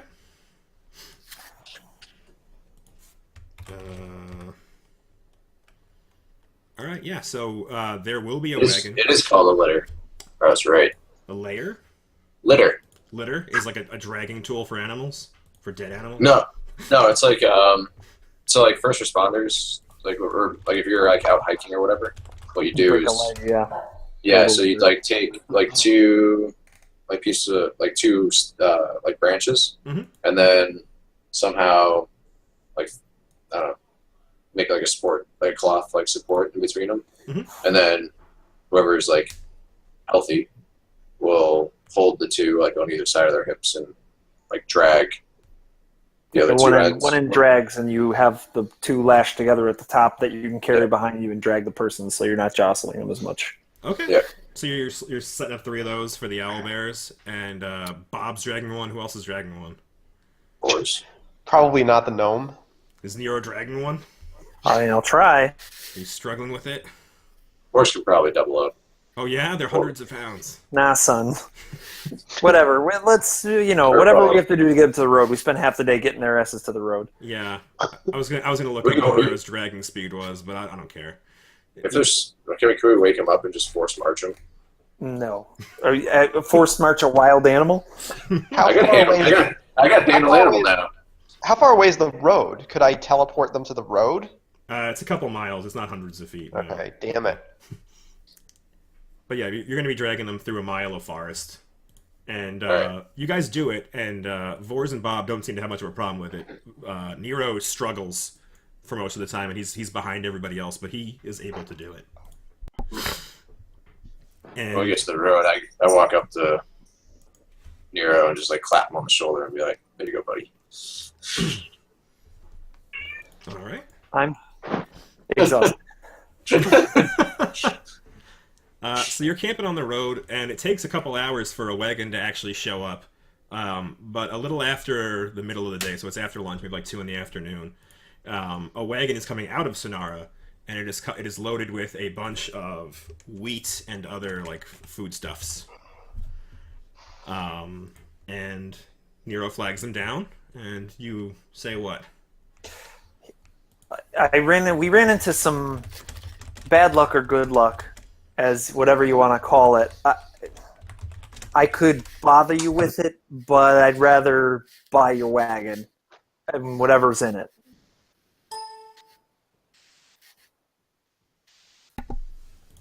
Okay, how much fucking wheat can you fit in a wagon now? Gotta fucking. Dude, it doesn't matter. Just think up something ridiculous. They're gonna ask me for like 50 gold because it's inconvenient, and I'm gonna say I'll give you 150. Just give me the wagon. Yeah, I was gonna say they're probably gonna ask you for like 25 to 50 gold. But yeah, so you're gonna give him 100 gold. Once you offer 100 gold for the wagon, the guy puts his hands up like, sure, let me see the coin. Nero will give him the coin. Yeah, and this is way more than you need to pay for the amount of grain that's on this wagon. But yeah, it's like he's very happy to take it. Is there someplace in Sonara where I can leave you the wagon? I really don't need a wagon. You can just come fetch it. Sure. He tells you about there's a warehouse he uses that has like a, what do you call the place you hitch up horses? One of those. Stable? A stable? Yeah, sure, why not? It has the stables outside. He explains where you can go and find that. How much are the... Well, yeah, especially if he knows he's going to be getting it back or he expects he's going to be getting it back, he's fine, because I think the horses aren't cheap either, but... I mean, like, how far out are we? You are, like, less than 25 miles from Sonara. How many people are there with him? It's just him and one other person. It's like, we're going to unload the wheat and toss the owlbears in, so... Wait, whoa. Will the owlbears eat the wheat? I think no. They're carnivorous. They're carnivorous. They're not going to eat that. Bears are omnivorous, dude. What owls? Yeah, but these are owlbears. That's true. I didn't know that, but that's why I asked. It's like we can't have them coming in smelling of hay if we want to get a good price for them. Like they need to be eating meat. I don't care what they eat. I just care if they get us in the city. All right, then you just let me handle what they eat. Whatever you say.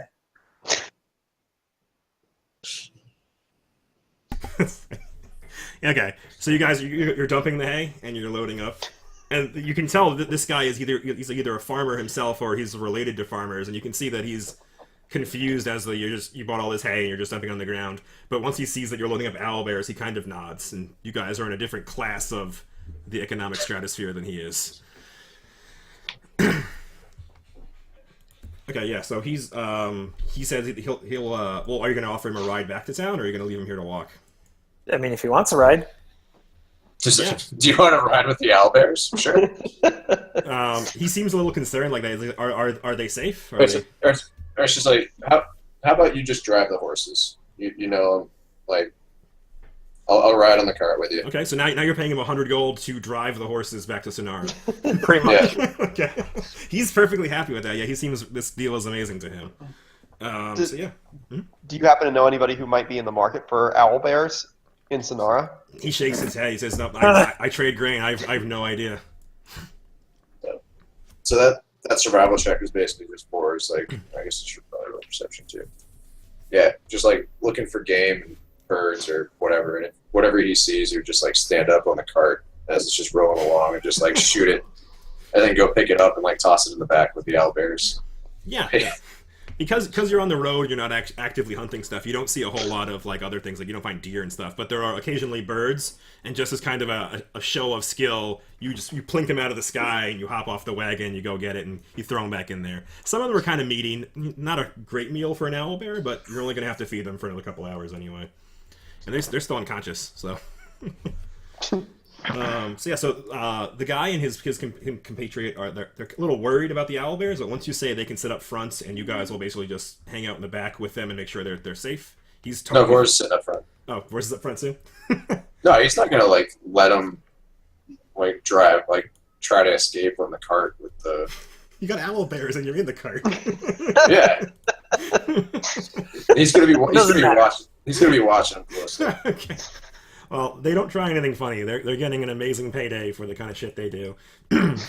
So you took half the day to get there, and a third of the day to get to the gates of Sonara. So you're just going in the main gate with your wagon of owlbears? Well, we're gonna look for what's his face. The off. I assume Oth should be around. Yeah. So there's many different ways into Sonara. So you guys are. Well, he's coming in looking like a diplomat. Like, Razalago, can you find Oth? He nods. I can try, and assuming he's assuming that he's going to be waiting outside the city. What are you supposed to do? Yeah. Yeah. So he will go look, and he asks like, where will you be? Are you going to wait outside the city as well, or should I tell him to meet you in there somewhere? We'll wait outside as well. We'll try and meet up with you. Just come find us. Okay. So there's about a third of the day left, so we'll say that that's probably enough time for him to do a good search. And yeah, he finds Oth. so Forrest would. Mhm. I guess can we just walk into the city? There's a gate. No, so it's free to enter and exit, but all of the main gates of the city are guarded, and they either have drawbridges and portcullises or other types of defensive systems like that. And the entrance you're coming up to has a drawbridge that's down across the river, and then, or just not across the river, just it's down. But there's a iron portcullis behind it that has a small door that they open up for things to come in. But to get the wagon in, they probably have to raise the portcullis entirely. Right. I mean, so Forrest would just basically like walk up to him and say like, "Hey, we captured a couple of owlbears. We'd like to sell them in town. Can we just bring them in, or do we need to like find a buyer first? Like we're not from Sonara. We're just so we're not sure how this works. You like, yeah. Yeah.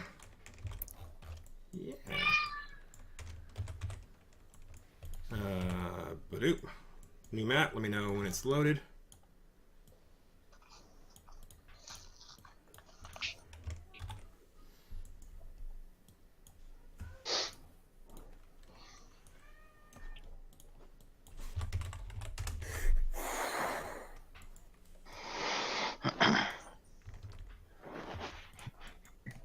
I like the Pac-Man staircase. Pac-Man. Oh yeah. It is like a Pac-Man. Waka waka waka waka. Yes, I see your Pac-Man pointing.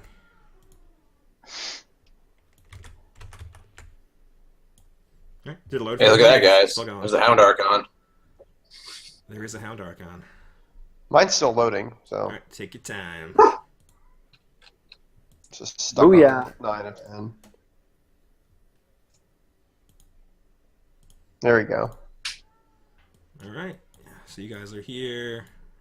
Razalago. I have 2 Razalagos apparently. Not sure I managed that. 2 Razalagos. You got your cart. Alright, so you're coming up, and the guards just let this guy out, so they look at the guy on the wagon quizzically as he's coming back only a couple hours later, and his cart is now empty of wheat. And Vors, you said you want to walk up and talk to them? I guess like since we have a local, we like, do we need to talk to them to get in, or like what? Yes. Right now, like I said, there's an iron portcullis here on the other side of the drawbridge. Let me make sure everybody's looking like the same basic stuff.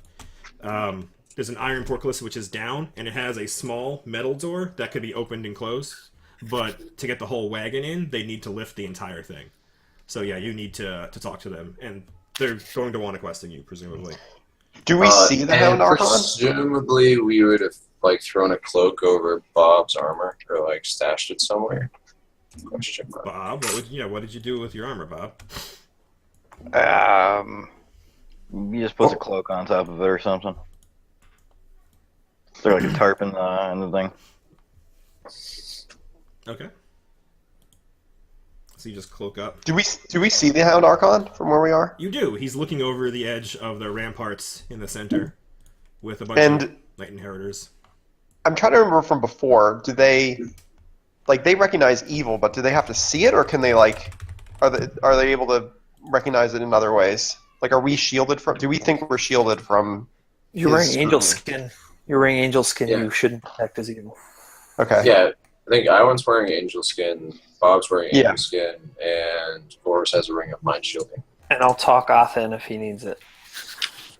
Yeah. You think that they see, they have like a constant detect evil thing, which is basically they need to be looking at you. It's like a cone that comes out from them. So it needs to be kind of like within 60 feet, and they need to see it.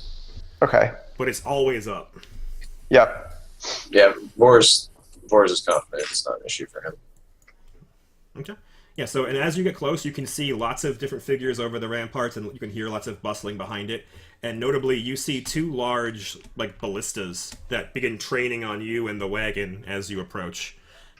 This appears to be a much larger occupation than anything you've seen in Cantaria or Longacre. This is a decent-sized army on one of the gates. I think there's 4 different gates to Sonara, so if all of them are guarded like this, there must be many, many, many more soldiers here than in your previous places. And Sonara has about 5,500 people. Cantaria had about 1.2 thousand. So this is like 4 to 5 times larger than the places you've been before in terms of a city. And presumably the Glorious Reclamation's main army is here, as the siege just ended like a couple of weeks ago. So a large portion, if not all, of their main army is in this town. As you approach, one of the corporals waves. He raises his hand and says, "What? Hello? What business? Identify yourself. What business do you have in Sonara?"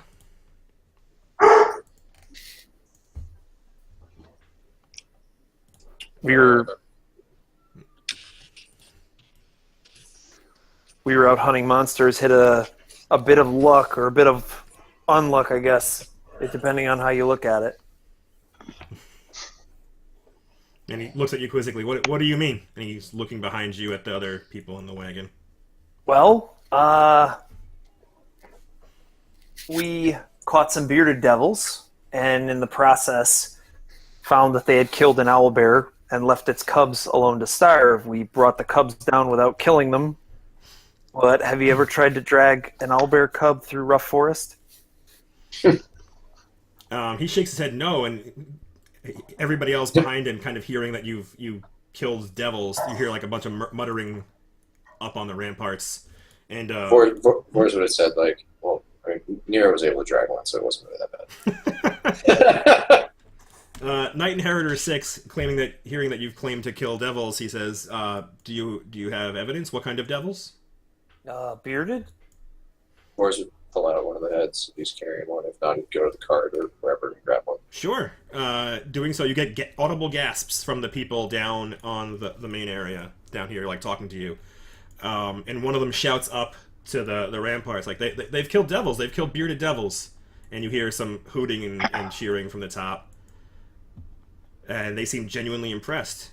And you present one head, so how many did you have to deal with? Boris would, like, pull out another one, like, hold 2 in one hand and then hold out the other one. The other Knight Inheritor asks you, where did you find these? I guess it was, what, northeast? Yeah, northeast of Sonara, right? That's where the cave was. They were southeast slightly, like Oh, east, alright. southeast. I would just say east of here. Okay. This is how far out of town? They were a few hours off the road, and I don't know, probably about a day out. Okay. Did you roll this perception check now? What's that 21 for? Oh, just like general perception as we walk up, like see what I see. I don't know. Okay. Yeah. I didn't assume that I'd seen all the things that, of course, had seen all the things that you have displayed. Oh, yeah. You see most of it. There's lots of rumbling up there. You definitely see the ballistas, the large siege weapons, and a bunch of people milling about. And as the more you're talking, and the more like they're shouting up, like they killed devils, they have 3 heads, and all this stuff. Some more people come up, and you can see them like looking over the ramparts to see who's coming into town. But yeah, so this guy doesn't seem to know or care about what owlbears are. Number 10 is talking to you again. But he's like, so you brought them here for what? It's like they've been trained before, like people find value in them. Sonara is the largest city around, so we thought somebody might be interested in buying them. He looks back to the Knight Inheritor behind him and says that these things are valuable, and the Knight kind of nods knowingly as if, like, how come you didn't know that they're worth anything? He just kind of nods, like, they'll sell on the market. Think of a guard dog. Now imagine the guard dog is a couple thousand pounds. It has claws and a beak. He looks back at the Warhound behind him, and he seems to catch your drift there. He's like, that sounds interesting. What are they worth? We'll see. I'm not sure what they're worth here in Sonara. We'll see. Nero, did you tell him what they were worth earlier? I told Vors, yeah, for sure. All right, Vors, make a bluff check and a will save. Bluff. Pow. Ooh. And a will save. Is that on a defense? Yeah, it's the guy grabbing his gun, I think. Ooh.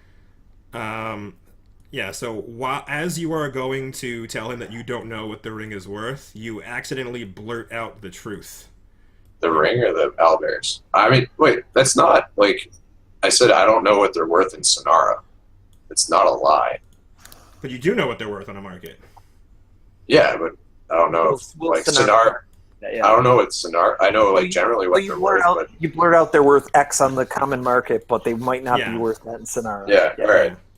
Yeah, you blurt out that you think they're worth 2,000 gold, but you can add at the end. I'm not sure what they're worth in Sonara, but I know them to be worth 2,000 gold apiece. And the guard whistles when he hears like that's a lot of money for a guard. And he says, and he looks at the card. You have 3 of them? It's like, yeah. Okay, no big thing. Yeah.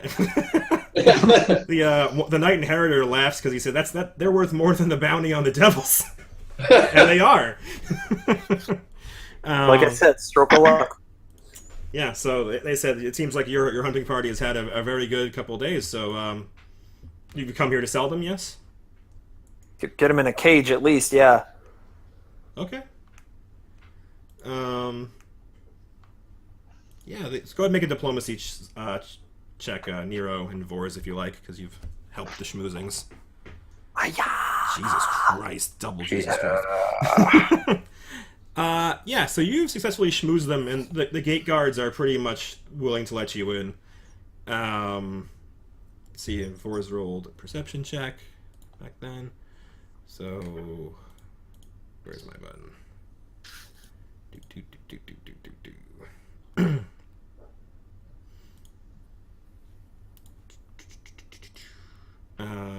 Yep. Yeah, so you don't see anything else. You're pretty sure that these guys they're going to let you in, and you hear someone at the top calls to open the portcullis, because the regular little door they have is like for regular people. You can't get a whole wagon in there. So after a little while, you hear some clunking, and the iron portcullis slowly raises as they push the mechanisms inside their little fortress, and it comes up.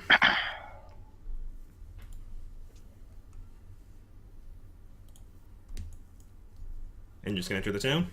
Hey, what the hell was that, throwing out that amount of money? I'd rather not get stabbed in the back on the street. Something happened, man.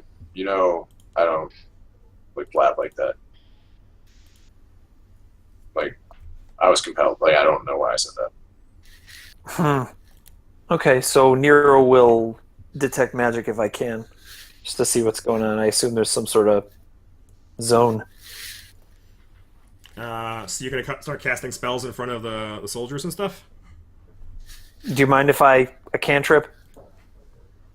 Glorious Reclamation Sergeant 10 or Corporal 10 doesn't know what you're referring to, so he looks to his the Knight Inheritor behind him, and he says, "What is the meaning of this? What are you seeking to do?"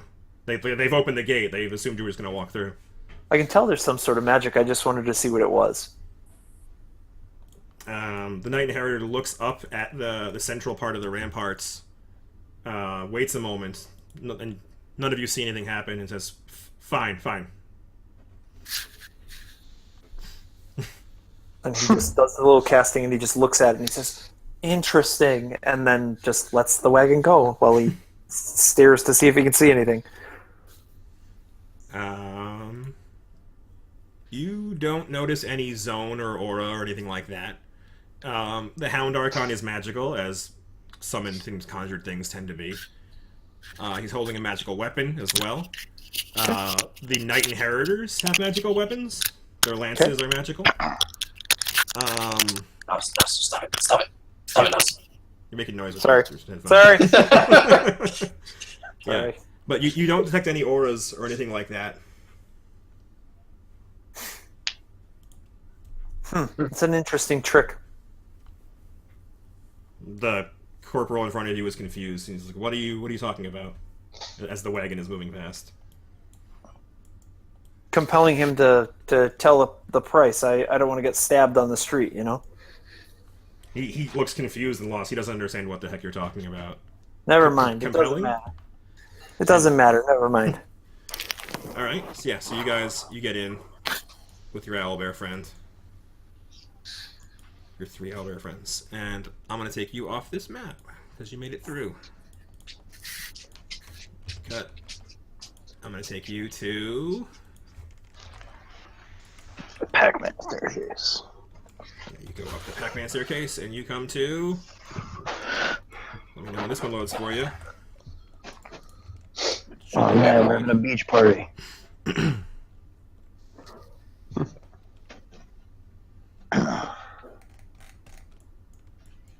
It's loaded for me. Oh man, there's so much bunyip territory. Right? Yeah.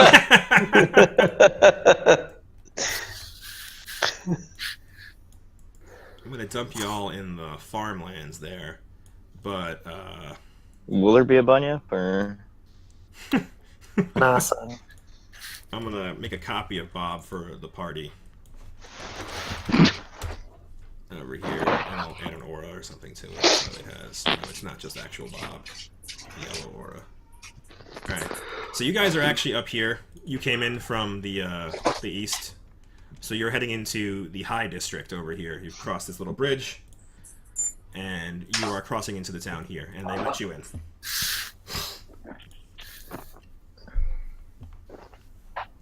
And you are in the city of Sonara.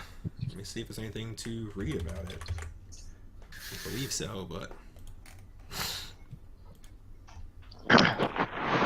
I think you talked to the snitch, I forget the name we gave her, but she told you that Sonara was divided into 3 places, the farmlands, which is this low-lying, where the wheat is grown, and then there's the Low District and the High District, and the Low District is like the poorer part of town where you'll find the rakes and thieves and things like that, the brothels that Boris was so interested in. And the High District is more for wealthier nobles, merchants, things like that. There's like fancier places like that. And you'd imagine Fex's townhouse would be in the High District. Okay. So, Ross knows where the house is. Sorry? Roslago would know where the house is. Yes, he would. Is he with us still? He is still with you. He's invisible, but he is still with you.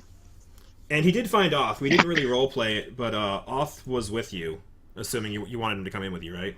sure. Yeah. So Oth was with you. Is there anything you'd like to say to Oth? We kind of skipped over that. I thought we were going to have to schmooze with you to get ourselves in there, and looks like we might not have to. We might not even need to do your part of the plan. We might just be able to have some fun with you. Oth smiles, and he speaks in Marie Brichard's voice. And he says, "What would you have me do?" Might just find out where things are that we need. Help us schmooze through the High District. You've got that look about you. He. I keep saying he. Like we can say she because he's in the form of a lady. She looks herself over and just says, "Do I now?" It really is uncanny. You can stay that way for as long as you like, yeah? She nods. And then she adds that Corrector Izenio is most effective at getting information from people. I've learned a lot of who this person was. Oh, you have to tell me. You have to tell me a lot of things. What worst person it was? She shrugs and says, is, I don't know what the correctors do with people they have captured. I don't know. Oh. She was alive when I left her, but who knows?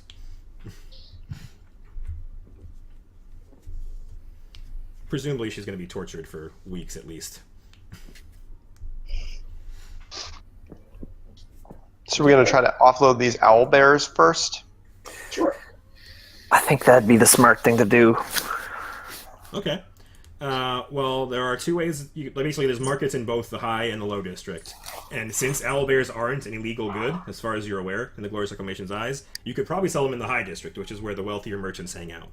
You're not looking for black market, anything like that. So you could probably just go to any of the open markets. It's kind of late now, so you probably want to wait till tomorrow.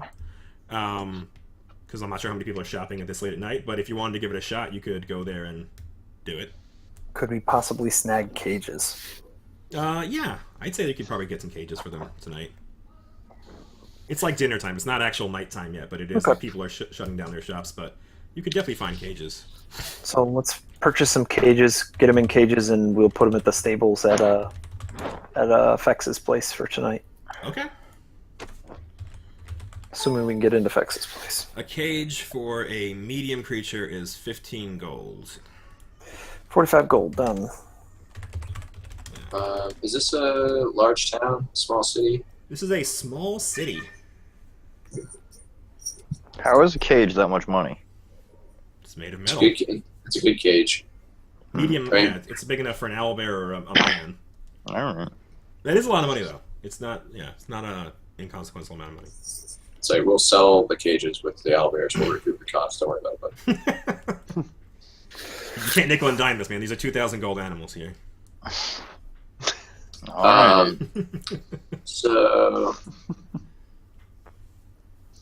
Yeah, so you're going to buy some cages, and you can find them. We don't have to roll play it out. You find them somewhere in the high district.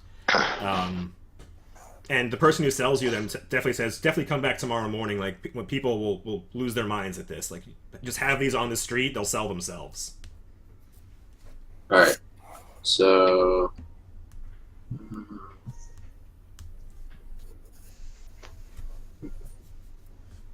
Yeah? You're going to go to Fex's place? Or are you planning to do something Uh, else?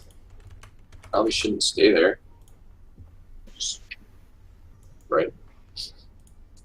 I mean, they presumably know like that he owns it. Well, I mean, it might be occupied. Who knows? It might be run by, might still be running. Who knows? We should just go by and see what's going on. Yeah, it seems reasonable. Would the owlbears get more or fetch a higher price if we were in a larger, like metropolis or like a large city?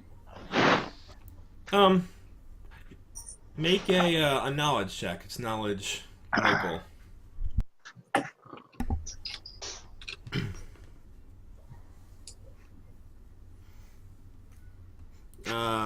Nero doesn't know.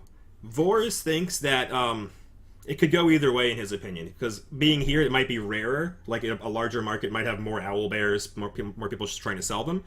If you can get like people bidding against each other, they might go for above market price. Like the fact that you have 3 is a little like in your disadvantage, because if there's 3, they don't have to bid against each other if they only want the one. But if you could somehow convince people that getting them as a pair might be worth more or something like that, you think you could probably sell them for more than market here if you worked it well. And Okay, no, I was just wondering like if because I have black market connections, Mhm. so I was wondering if I should look into that and see if they'd be worth more. But I guess like if they're legal, that doesn't really help us. yeah, if you're looking to offload them through the black market, they probably wouldn't pay you much higher than market price, because they could flip them maybe in Agorian for more money, but they're not going to pay you that price now. They're going to buy it low and sell high over there. So you think you plus probably they do have better. cost of transit and all that. Yep. So you probably think selling them in the high district to some merchant who wants more bodyguards is probably your best bet. Mhm. Okay. So yeah, so you guys went over to find cages, and you find them over here. It's like a little more markety area of the high district. And as you're walking around, you see that there is a ruined castle over here. Looks like it was destroyed fairly recently. Even from far away, you can tell that this used to be a castle maybe even just a month ago, and you presume during the siege it was destroyed. Do we know anything about it? Make another knowledge check. Sweet. You guys love knowledge checks. Let's see. I need to bring this back up so I can see what your knowledge check rolls were. Vors does not know. Iwan and Nero do know. Nero knows a lot, apparently, about Sonara. That is the Castle Delorio. D.I. Lorio. And, let's see what it says. Not like that. Dun dun dun. Come on. This is or was the largest structure in Sonara. It stands in full view atop the Palatus Hill, overlooking both the High District and the rivers. And it was obviously mostly destroyed during the Glorious Reclamation siege of the city.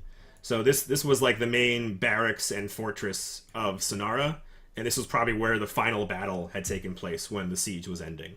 This is probably like the last place they held up. They have all of these walls that they would have had to break through and come through, like to push through, and this would be the main barracks of where everyone was stationed and where they made their final stand against the Glorious Reclamation. And presumably, if it's still functional, if there's still like workable barracks in there, some of the army would be stationed there as well. The new Glorious Reclamation army, I mean. Okay, so you get your cages, and like I said, the guy definitely says, come back tomorrow. These things will practically sell themselves. You just put them out on the street. People are going to want them. And then you want to go to Fex's, or you want to go someplace else for the night? You want to go to an inn? Let's go look at Fex's at least. Okay. Rosalago whispers using his whispering wind type spell. He can just like whisper and you hear it very clearly in your ear. And he guides you down the street. He's not gonna like become visible here. He takes you to here, and this little thing is Fex's townhouse. I say little, but it's not all that little. Put a little A on it.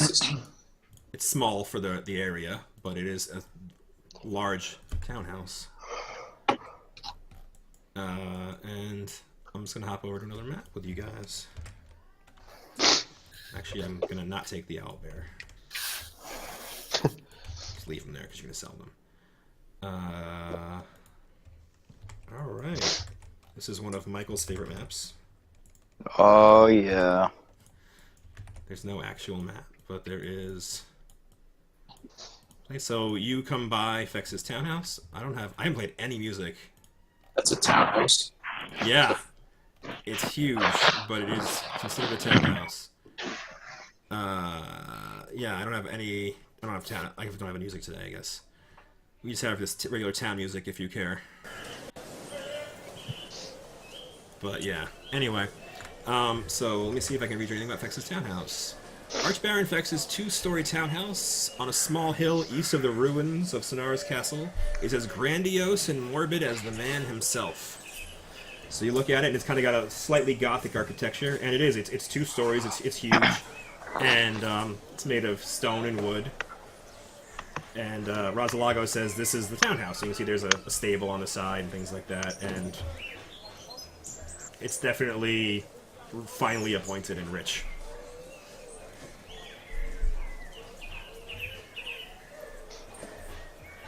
Let's go in. Yeah? Knocking on the door? Sure. Knocking on the door. Alright. You knock on the door, and it takes a few moments, but someone does come and open it. And you see a short, elderly halfling woman who opens the door and says, "Yes, may I help you?"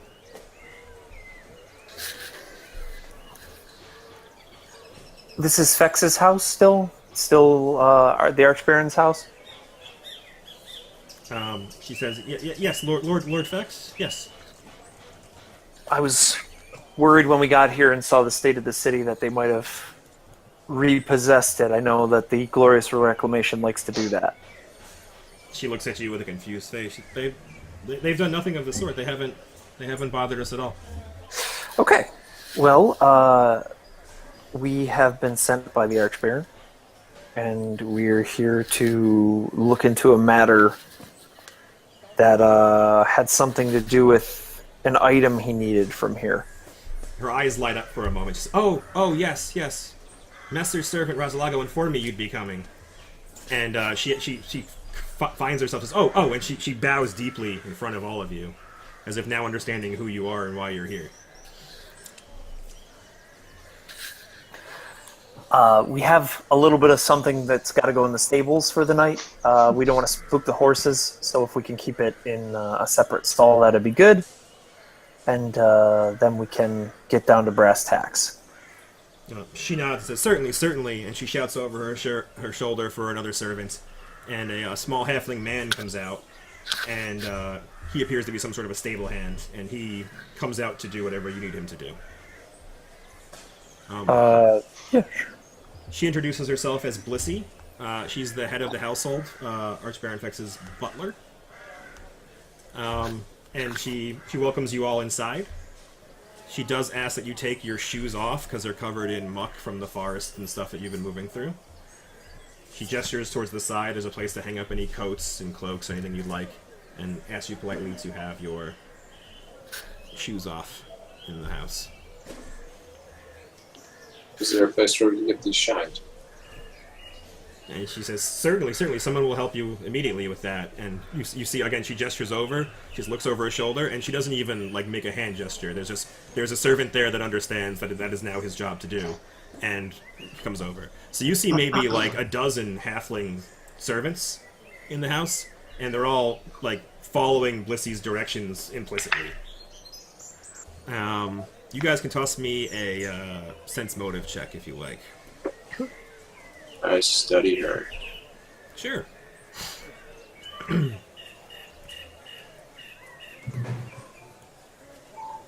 Guess we should have made him secret, but what? Holy shit! Yes.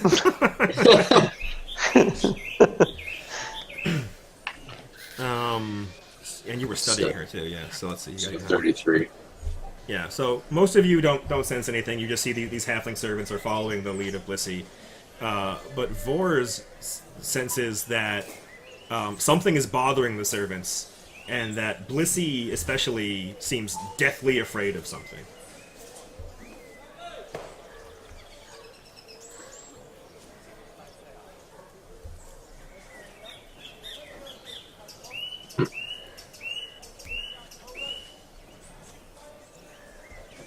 Would it be out of custom to, I guess, Vors would just say, Blissey, it's been a long road today. Could you show me to the chamber pot?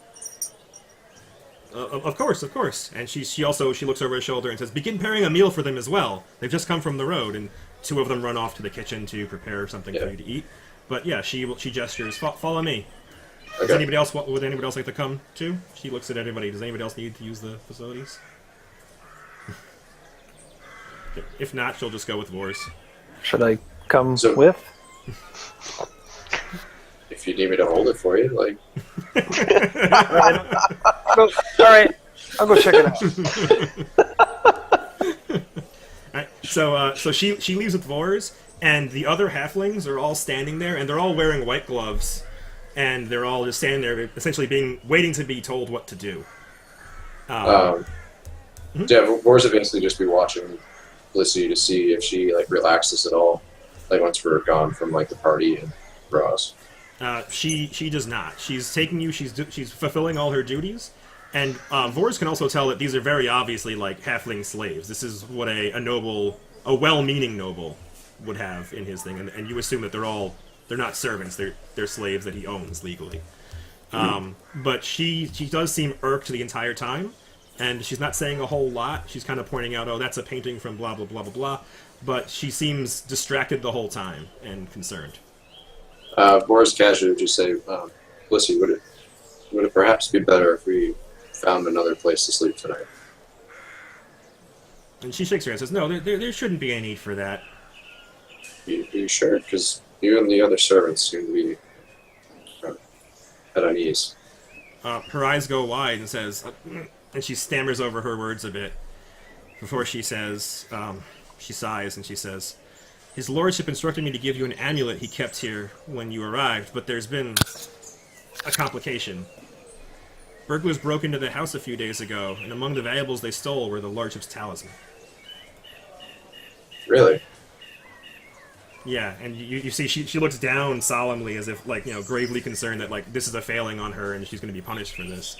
And she pipes up and says, I had nothing to do with it. Nor did anyone else in the house, I swear. The Glorious Reclamation freed all the slaves in the city, but no one here left. We all stayed. Every single one of us. You make sure you tell the Lordship that. We're all loyal servants, and proud to serve House Vex. I'll be sure to let him know. So, I mean, something so valuable should have been protected by more than, a few halflings. She doesn't seem at all put off by the fact that you've dismissed her whole people. No, She kind of agrees with you. I don't know how valuable it was, but he just kept it in his study upstairs. did you see them? What did they look like? She shakes her head. She says, "No, we didn't know it as anything until the next morning." Interesting. All right. Well, I think we'd like to take a look at the study and see where they broke in, and we'll get to the bottom of this. She nods and she seems to relax a little bit, but she still seems very much afraid of what might happen to her or her other servants because of this theft. And she says, "Do you still need to use the chamber pot?" No, I'm fine. Let's see. She nods and she says, "Okay," and she starts bringing you back towards the others in the foyer. And you guys return. And looking around, you can see that all of the servants have this same look of concern. They all seem to know what has happened and are afraid of what's going to happen to them. Mhm. So, Lissy, you said that somebody was preparing a meal. She nods. She nods. Says, "It should be ready shortly," and she gestures towards the kitchen. So basically, she'd be Horza basically just be delaying as much as possible and trying to put it off. And he had a chance to mention to Nero, you basically just tell him don't push the issue. While Razalaga's still here. Understood. So, basically, just trying to, cover for the halflings. Okay. So she takes you into the kitchen the dining room, and it's a nice, very elegant affair, the kind of thing you'd expect an Archbaron to have in his summer house in Sonara. And the servants all move into the room with you. They basically follow you, and they just spread out around the room. And some of them begin bringing in food, and some of them begin bringing in plates, and they're setting up a nice table setting, the kind of thing you'd expect to be served to a lord. They're treating you as if you were official guests of Archbaron Fex, even in his absence. So, while they're preparing the food and before dinner, basically, Iwan would ask if Fex has a study or a lab or something like that somewhere where she can look for some potential reading materials. Lissy's in the room, and she kind of looks up, and again she looks a little startled. And she says, yes, he has a study on the second floor. Would you mind taking me there? She says, after dinner, certainly. And Hey. Boris pipes up. Yeah, just, I would take your time. Just enjoy the meal. Are you trying to subtly convey to her a message? Because that's a bluff check to make your intentions not known without a Yeah, so you get the idea. So he's trying to tell you to stop your line of questioning subtly. How does Iwan react? Iwan's a little bit confused. Because, I'm not really pushing the issue on anything here. I just want something to page over while I eat. Just enjoy the meal. That's not really my style. Well, you'll have plenty of time to do that again on the road. Let's see, Fex wouldn't mind if Iwan borrowed a book or two, as long as she were to return them, yes? She shrugs. You're guest of the Lordship. He wanted you in his home. I assume so.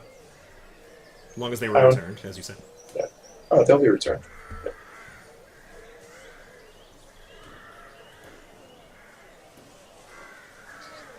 So are you going to study? Or are you asking them to grab you a book, or what are you looking for? How close is dinner? It's coming out. Like it's already begun. They've already got like pheasant and other stuff. Like the appetizers are coming out now. Breads and cheeses. Owen, what would you like to read? Like perhaps Blissey could have one of the other servants go grab something for you. No, they'll never be able to like totally appreciate what I want. I want to be able to see what he has and pick out the best. All right. Yeah. So the servants begin. Go ahead. They'll just like eat with the party, but kind of stuff the food down and wait impatiently to go to the study.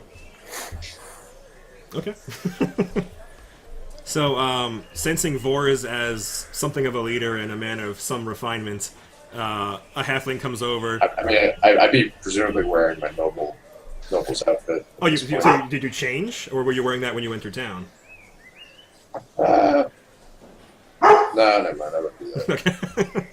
Yeah, but they sense you're a man of some refinement. So another halfling walks over, and again, they're all wearing those white gloves, and he shows you a bottle of wine that they've taken from Master's cellar, and they show it to you as if to inspect the vintage, and it is a decently expensive, but middle of the road. Like in your time in Louisiana when you were in an actual noble family, this is what you'd serve to guests. That don't get the good wine, but it's better than most things you'd find at taverns.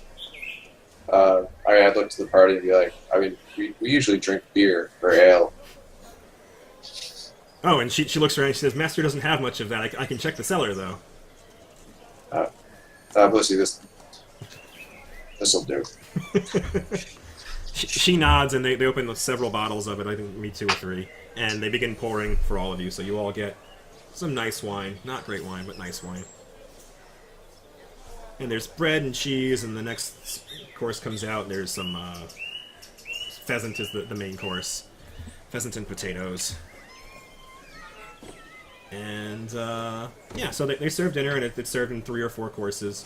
Is there anything you want to talk about during dinner, or anything you want... None of the halflings sit at the table. All of them, when they're done doing their job, they kind of just walk back to the wall and stand there with their hands behind their backs until called upon to do something else. Vors would engage with Blissey and just ask her to come stand close to the table. So he could ask her about the marketplace in Sonara, different districts, even within the high and low districts, or neighborhoods, where to an alchemist shop, where to find various wares, and basically just get the lowdown on the city. Sure. She hesitates for a moment, and you can tell that this seems odd to her. Normally, the Lord's guests don't have one of the servants come and talk to them like this. But she says certainly, and she answers any questions you may have. By midway through the meal, Nero has basically memorized the names of all the servants around the table. Okay. And when something needs to get done, he's calling on the servants by name and being very polite about it. They certainly appreciate that, but again, they all snap to, and they follow your orders as if they were Fex's orders himself. You don't know what was said to them ahead of time, but they are serving very devotedly. Vors would only address Blissey. Okay. How is Bob acting at this fine dinner?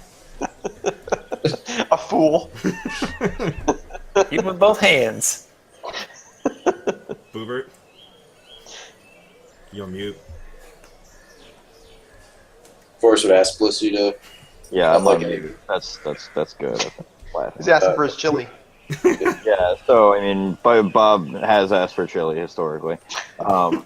And he's trying his best to act, proper, but he is definitely eating with his hands. Vors would just look over and be like, at least put your pinkies up. Bob is eating with his hands, which is just making a giant mess.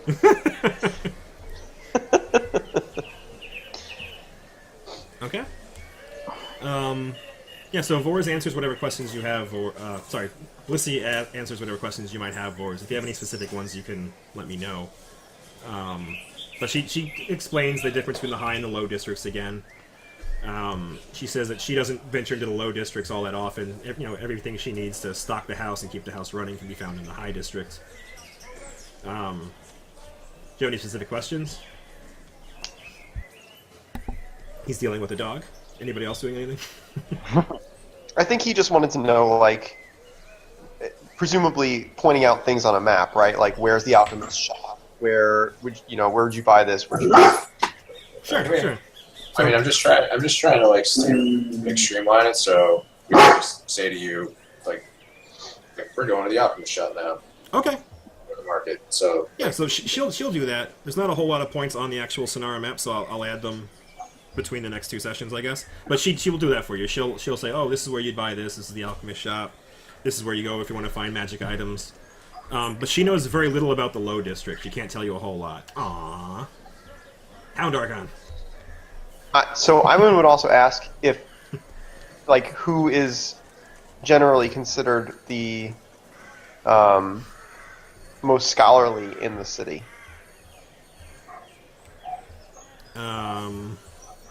That's a great question. I don't have the answer for that. So she You don't will need tell to answer right away. You can just Yeah. I will answer that, but I don't have it right now. But she will tell you. She'll say like, "Oh, Professor something or other, or whatever," and she makes a note that she's not sure that everybody's in town anymore because, like, after the Glorious Reclamation took over, a lot of notable, Thrun loyalists would have left town. High profile ones, anyway. Anybody with half a brain. Yeah, but is that what Ivan says? She laughs. But presumably there are other people who either aren't political and don't care, or other people might have come into town. So she's not sure, but she'll let you know on the group. I'll let you know. Professor something or other. So the meal's delicious. It wraps up. She answers any questions anybody might have.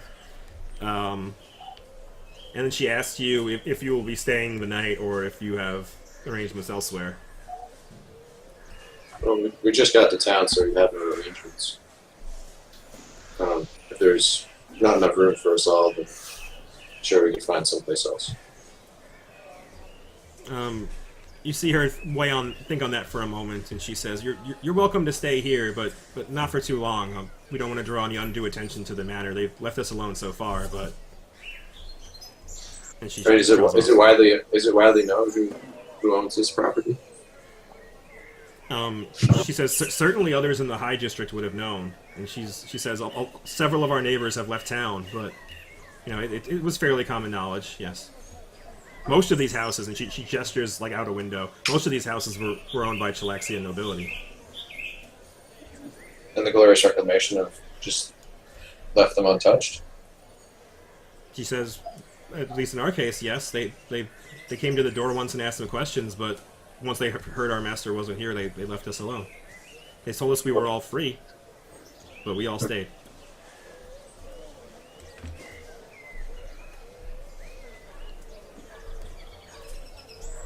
Interesting.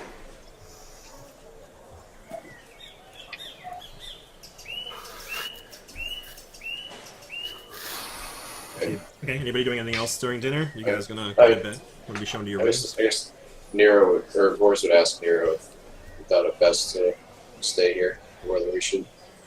For now, at least, I'd say, yeah. Let's not go find something we'll go find something in the next day or two if we're here that long.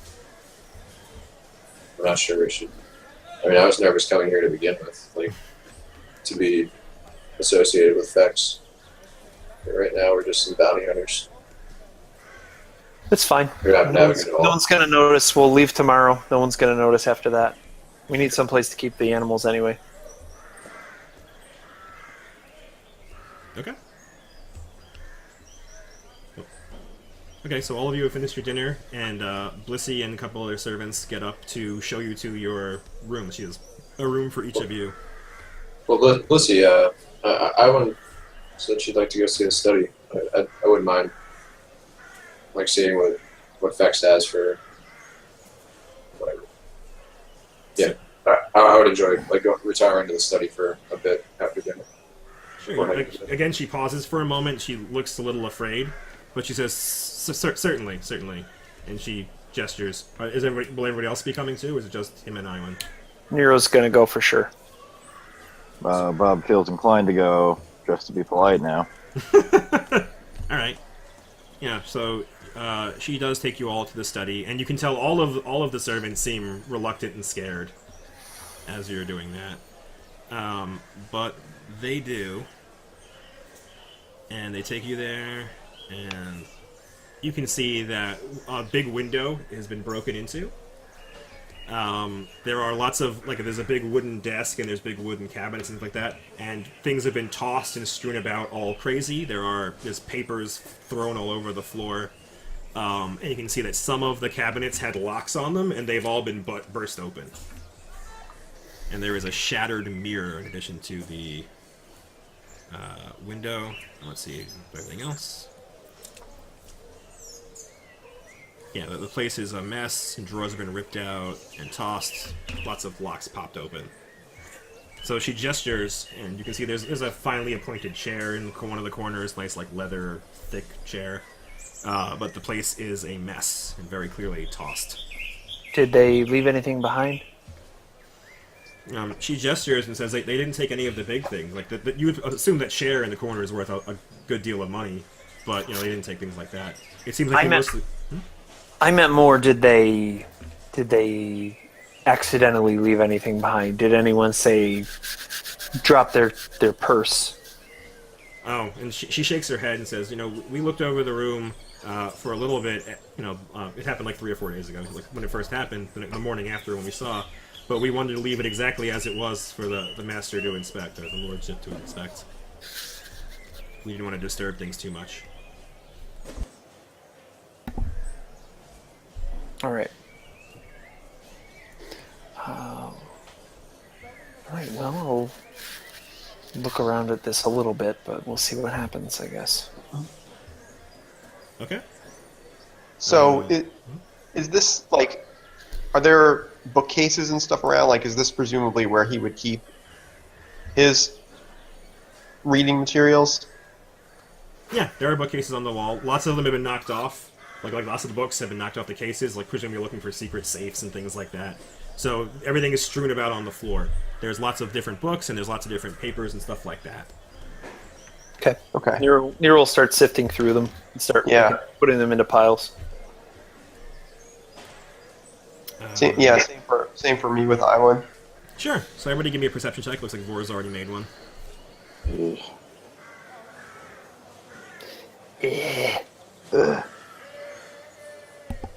Robert.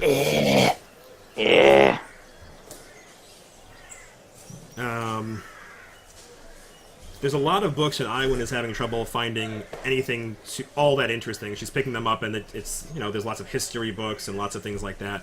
I'm assuming you're looking for summoning and infernal rune type stuff. Or just his notes. She's trying to get a sense for what he was focusing on. Oh, okay. So you're looking at a bunch of books and you don't find anything all that interesting, and you're grabbing some papers off the floor, but you don't find anything that seems relevant to what you're looking for.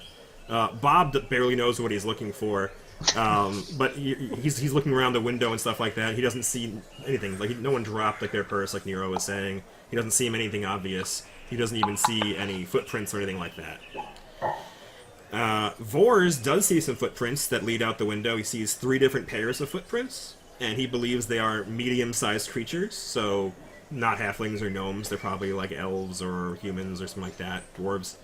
And looks like they move all around the room. He tracks them a little bit all around, and just thinks there's 3 people in here that just tossed the room and then got out. And you look out the window and you can see that you're on the 2nd floor, so you're surprised that they were able to get down, but there's lots of things for handholds that you can climb the back of the building fairly well. If you were a skilled climber. Nero, looking around, does find some papers that he finds interesting. Looking around, you see one of the papers has a drawing of a talisman that you believe might be the one you came here to find. Okay. The paper identifies it as a phlegmatic talisman. And you can make a knowledge check to see if you know what a phlegmatic talisman is.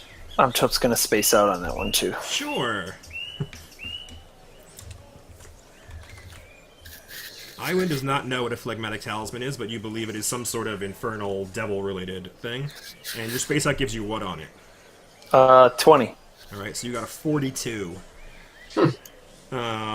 Yeah, so you know what a phlegmatic talisman is. Phlegmatic talismans are used to bind a specific devil to a specific location. So basically, you craft this with a devil in mind, and when you use it, you basically bind them in place to like 100 feet of a specific spot. And when you do that, it's even more powerful than normal binding and things like that. You actually force the creature to be like polite to you, to hear your words in the best possible light. So it's a mix between a binding and a charm type thing.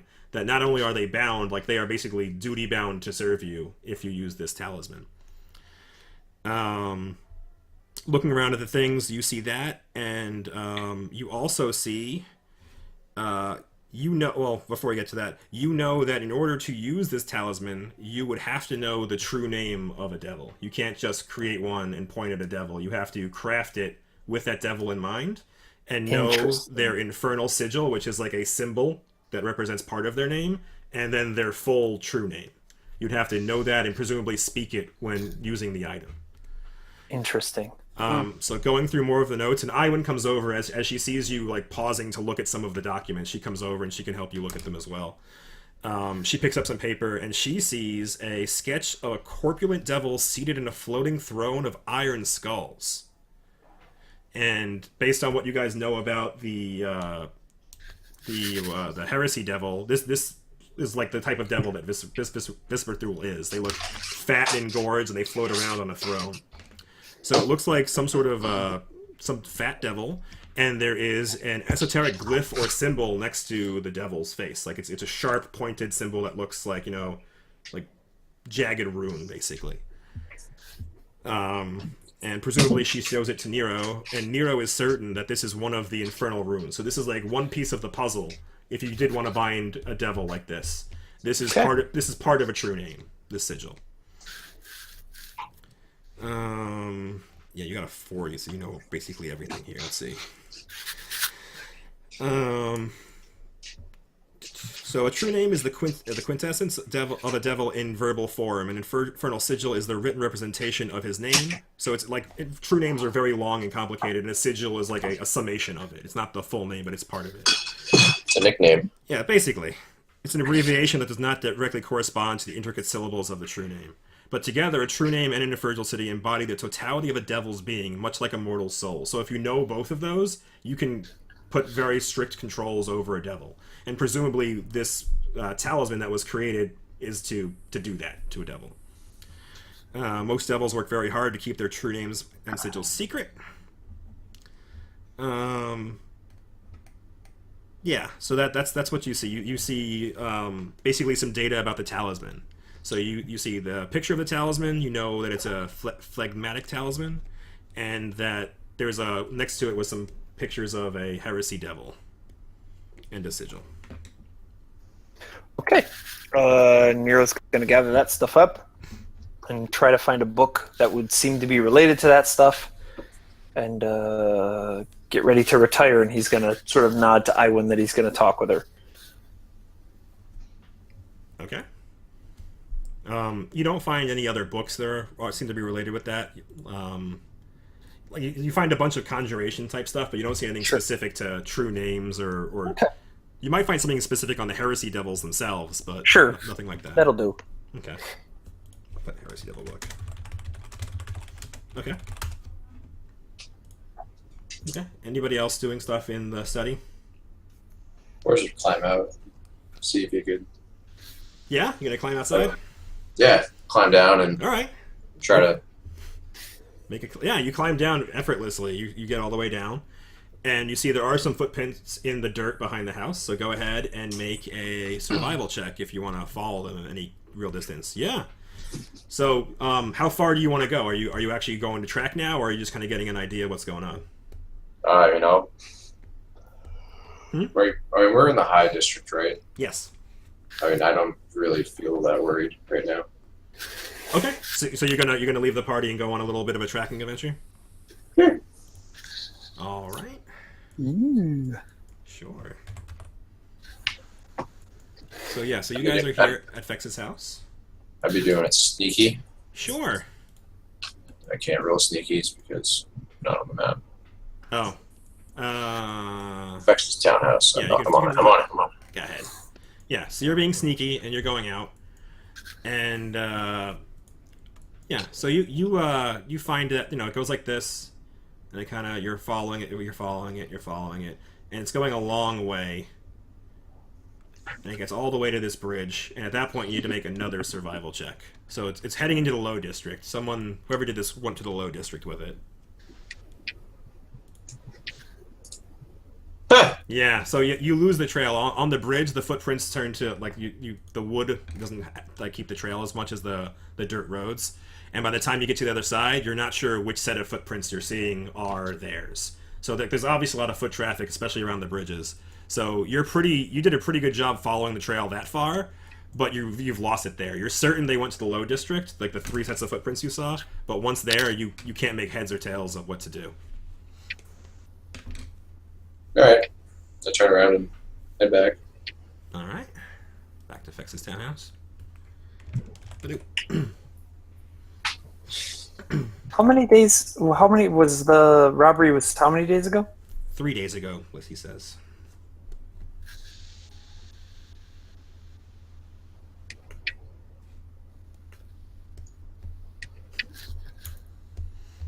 And you can see that she has a very solemn look on her face. She's still very afraid. Even seeing how well you seem to be taking it, she's terrified at what might happen to the halflings for allowing this to occur. So how long would I be gone? That was a good while, so we'll say at least like half an hour. You pop out the window and you're gone for at least half an hour when you walk there and back. All right, I climb back in. Okay. Anybody doing anything else during that time? Just kind of looking around the study for more stuff. Easily climb back in. Vor just pops back in the window a half hour later. Yeah, Nero will look around a little bit more, and then eventually we'll retire. Yeah.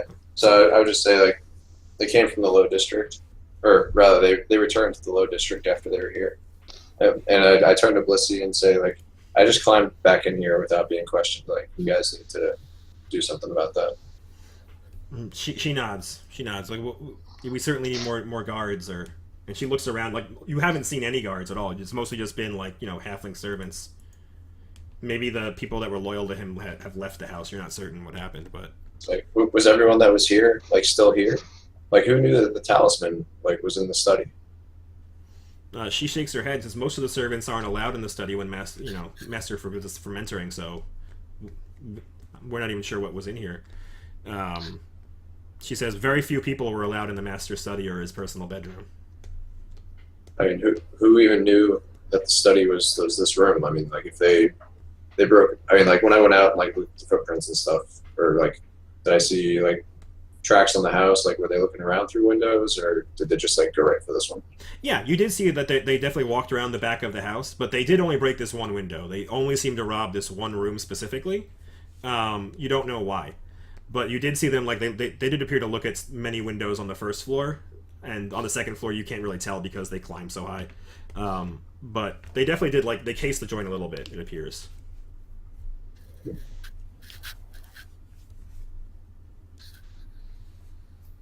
Okay.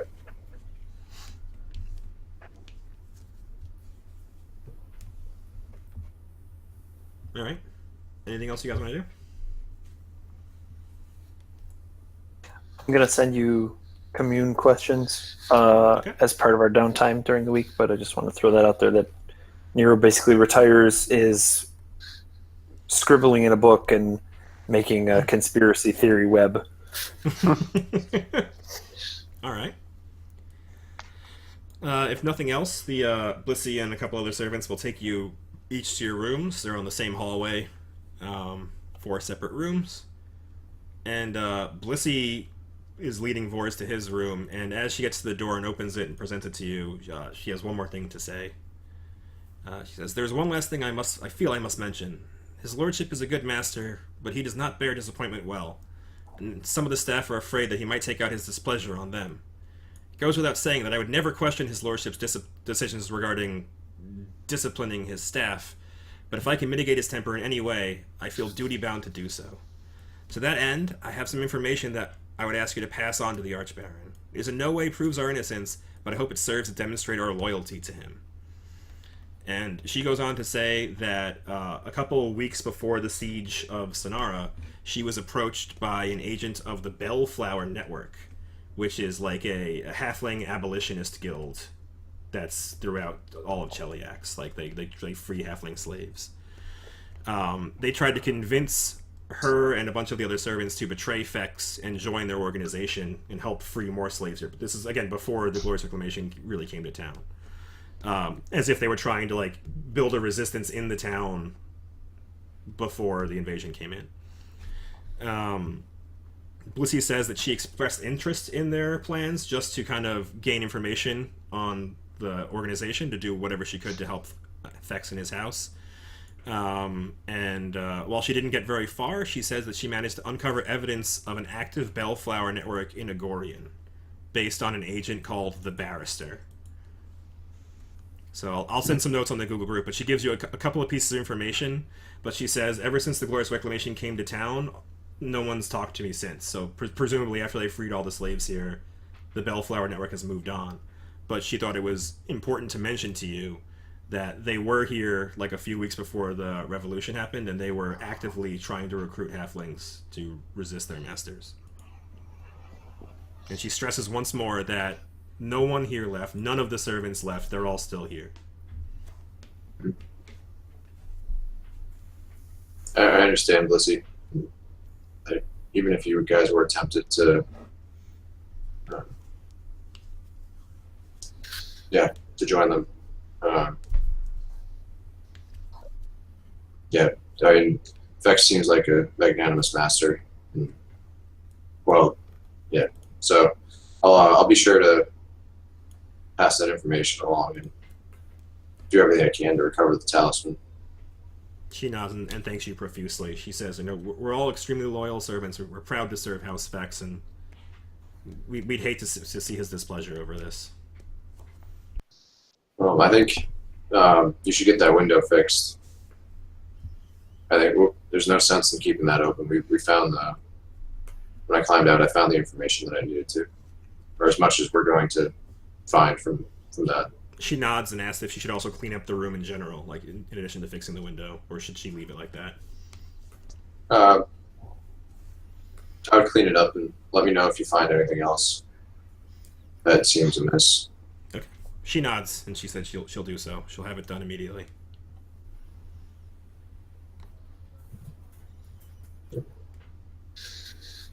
All right. So you guys can go to sleep. Anybody else doing anything else for the night?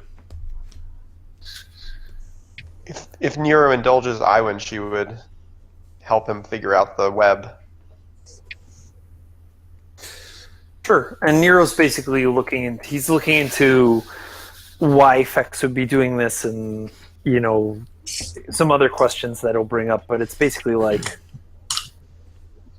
he's thinking about what this means, what all this means, finding out all this information. Yeah. And is doing some research of his own into this heresy devil to figure out what he can figure out about him based on what his sigil is and what this is, and like staring off into space and braining out. All right. Yeah, and Iwan can help him through some of that, reading a bunch of the documents, looking through the books that they have. Blissey doesn't like people moving through the house at night, so like she does have servants that are like stationed in the hall that will try to stop you if you leave the room. She doesn't want you to go back to the study, for example. Is anybody doing anything like that? Okay. All right. Yeah. So you guys can hang out for the night, do your little research, and you sleep on very nice beds, even though they're the guest rooms. This is like you've been sleeping on the ground in bedrolls for a couple of weeks now. I think it's only been like a week and a half, 2 weeks. But yeah, so you've been sleeping on bedrolls and rocks and stuff like that for a while. These are nice, comfy beds, and you make the most of it. So you sleep, you can heal up and charge back your spells, all that good stuff. And how much time do we have left? We have like 15 minutes, so not a whole lot. What are you guys planning to do? Auction the owlbears. You gotta unload that. Yeah? I'm gonna have a quick role-playing session where you auction off the owlbears. I will take you to that. Take you to the map of Sonara, and we can do that. And if we're going to auction them, we'll probably drag them out one at a time, so people don't know we have 3. Smart. I don't know. It might work. Like, what do we know about owlbears? Like, are they like dogs, where if you like keep the like litter together, like they'll bond more closely than like with their masters? I don't know that. I don't know. Do we know if it's possible for any of the combination of the 3 to mate?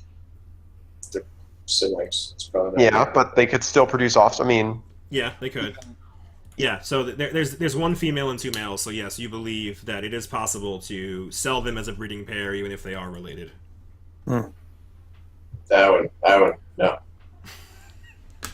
I'm just saying, if we can get more coin for it, We're somebody not will going to pay get more it. coin for it. They're going to think that we're idiots, and they're going to think that, like, no. They're dumb animals anyway. They don't need to be smart. They just need to be big. They're smart. They're smart enough to be trained. It's like dogs. You know how many generations you have to inbreed a dog before it's a problem? It'll be fine. It's Let's fine. let's Just we'll sell them. It's fine. like they're gonna sell themselves. Like, we don't need to. Like, just we should make them known that they're together, or we have three from the same litter. We'll get some meat. We'll let them tear the meat up and make a big messy display. And how effective they'd be. They'll be ravenous by that time. It'll be beautiful.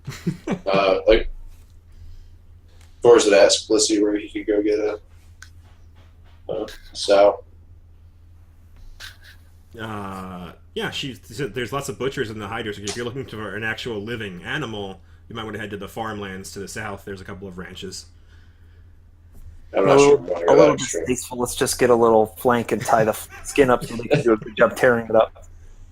Yeah, then she directs you to a butcher in the high district. Okay. Okay. Yeah, so you guys go about, you buy a couple slabs of meat that you can hang. Are you going to heal up the owlbears? Because they're still pretty beat up from your Yeah. Nero. No. They need to be pristine. Okay. Nero will heal them. Sure. Wait. I should. I don't know if I want it. Before he heals them, Vors would have Blissey and the servants clean them up, like while they're still unconscious. Like, he'd go sap them again, make sure they're out good. Yeah. So And then, like, Blissey herself wouldn't do it, but like the stable master, and she'll assign another halfling, Yeah. and they follow your orders again as if they were Fexes. Like, again, you don't know what Fex told them or what he had Razlago tell them, but they are treating you as if you are their master at this moment in time. And yeah, so 2 of them go out and they begin bathing the unconscious owlbears, getting blood out of their feathers and things like that. fluff them up. Fluff them up. Yeah, and then I guess, so they're cleaned up, and then you're going to waste some healing on them there, Nero? Sure, yeah. Alright, where's my owlbear? Owlbears have how many hit points? This It's baby 40. owlbear. Quite a few. Yeah. It was like 37, so yeah. So, 1, 2, 3, So that's like 1 up. That's like 1, yeah. So I'll do some cure mods too, because I got a bunch of those. Sure, go ahead. Just try to get at least like 35 on them or whatever, and we'll just do it. So, burn through your shiz. Nice. Yeah, that's one. Another one up. Yep. And yeah, that's fine. That's good enough. Sure. They're not visibly damaged at this point. Yeah, so you've healed them up, and they wake up, and they are like, because even though you caught that food, they've been unconscious the whole time. You never woke them up to feed them, so Right. they're ravenously hungry, and they're hooting and cheeping from their crates. Are you going to feed them at all, or do you want them ravenous at the display? Feed them a little bit, but just enough to like keep them busy so that we can get them there. Okay, well, Vors has like a bunch of little birds and that deer that he caught, so you can take off some pieces of that and just you leave them hungry but not starving. And and so you take them over in the crates. You have a I guess you still have the wagon. You said you give it back, but Yes. if not, Fex has a wagon. Like, he's got to have stuff. So yeah, so you're able to get it over. So you wheel it over the high district, and you go presumably near where the cages were sold, and you see there's a bunch of people selling all sorts of exotic animals there, and you set up shop. Handle animal 20. That's pretty good. That's not good enough to train an owlbear, but it's good enough to at least get them to like listen to your commands just briefly, just like shut up, things like that. Like, we're going this way now. Calm down. Stop rattling the cage. And you do well enough that they appear to be listening to you a little bit, but they are wild animals. They're young wild animals. I mean, I'd be like taking the food and being like if they start to squawk, I'd be like, shh. If they'd be quiet, I'd give them the food. Yeah. Like do like some like positive reinforcement. So like basically like taking a little time to get them to calm the fuck down. It seemed like they seem like they're trainable. I rolled a 20 on a handle animal check once. So. That's an accurate statement. You're untrained, sir. How dare you? Yeah. So Vors does your positive reinforcement does work, and you get them to quiet down a little bit as you load them up onto the wagon again. And I took one rank in handle animal just in case something like this came up. There you go. Yeah, that's all it takes. And you get them out there, and you lay them out. And are you doing them all at once, or are you doing them one at a time? No, I mean, it's like we're starting to take offers. Okay, yeah, so you've got all three of them on the street, and immediately they draw all of this attention. Like I said, there's lots of other exotic animals, like there's snakes and stuff from all parts of the the world, but like everyone seems to be flocking to these owlbears. They're like the guy said, they will sell themselves. People are amazed at these tiny little things, and like they're huge. Like they're small for owlbears, but they're huge. Like they're bigger than dogs, and like they're beefy, and they've got those huge claws. They put some hurt on you when you fought them. So yeah, so they're everybody's really interested, and people are asking like, what are you asking for them? What are these? What do they cost? And they're asking all sorts of questions about owlbears. People that don't know much about them. So Nero will be answering questions about owlbears to the best of his knowledge, and he's just rattling off strange amount of knowledge for someone who doesn't rear owlbears, and is doing things like dropping big chunks of meat into there to the oohs and ahs of the crowd, and he's sort of like doing his best to sort of show this up with the crowd. And you can see the Nero that sort of turned the town against the Glorious Reclamation coming through a bit as he's timing when he drops that pork leg in there, and the owlbear rips into it, and everyone's Yeah, let's call this like a speech. You've got perform oratory, so let's have you make one of those. Sure.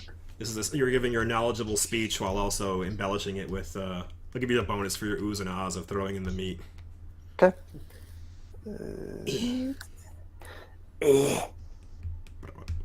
It's your first perform skill.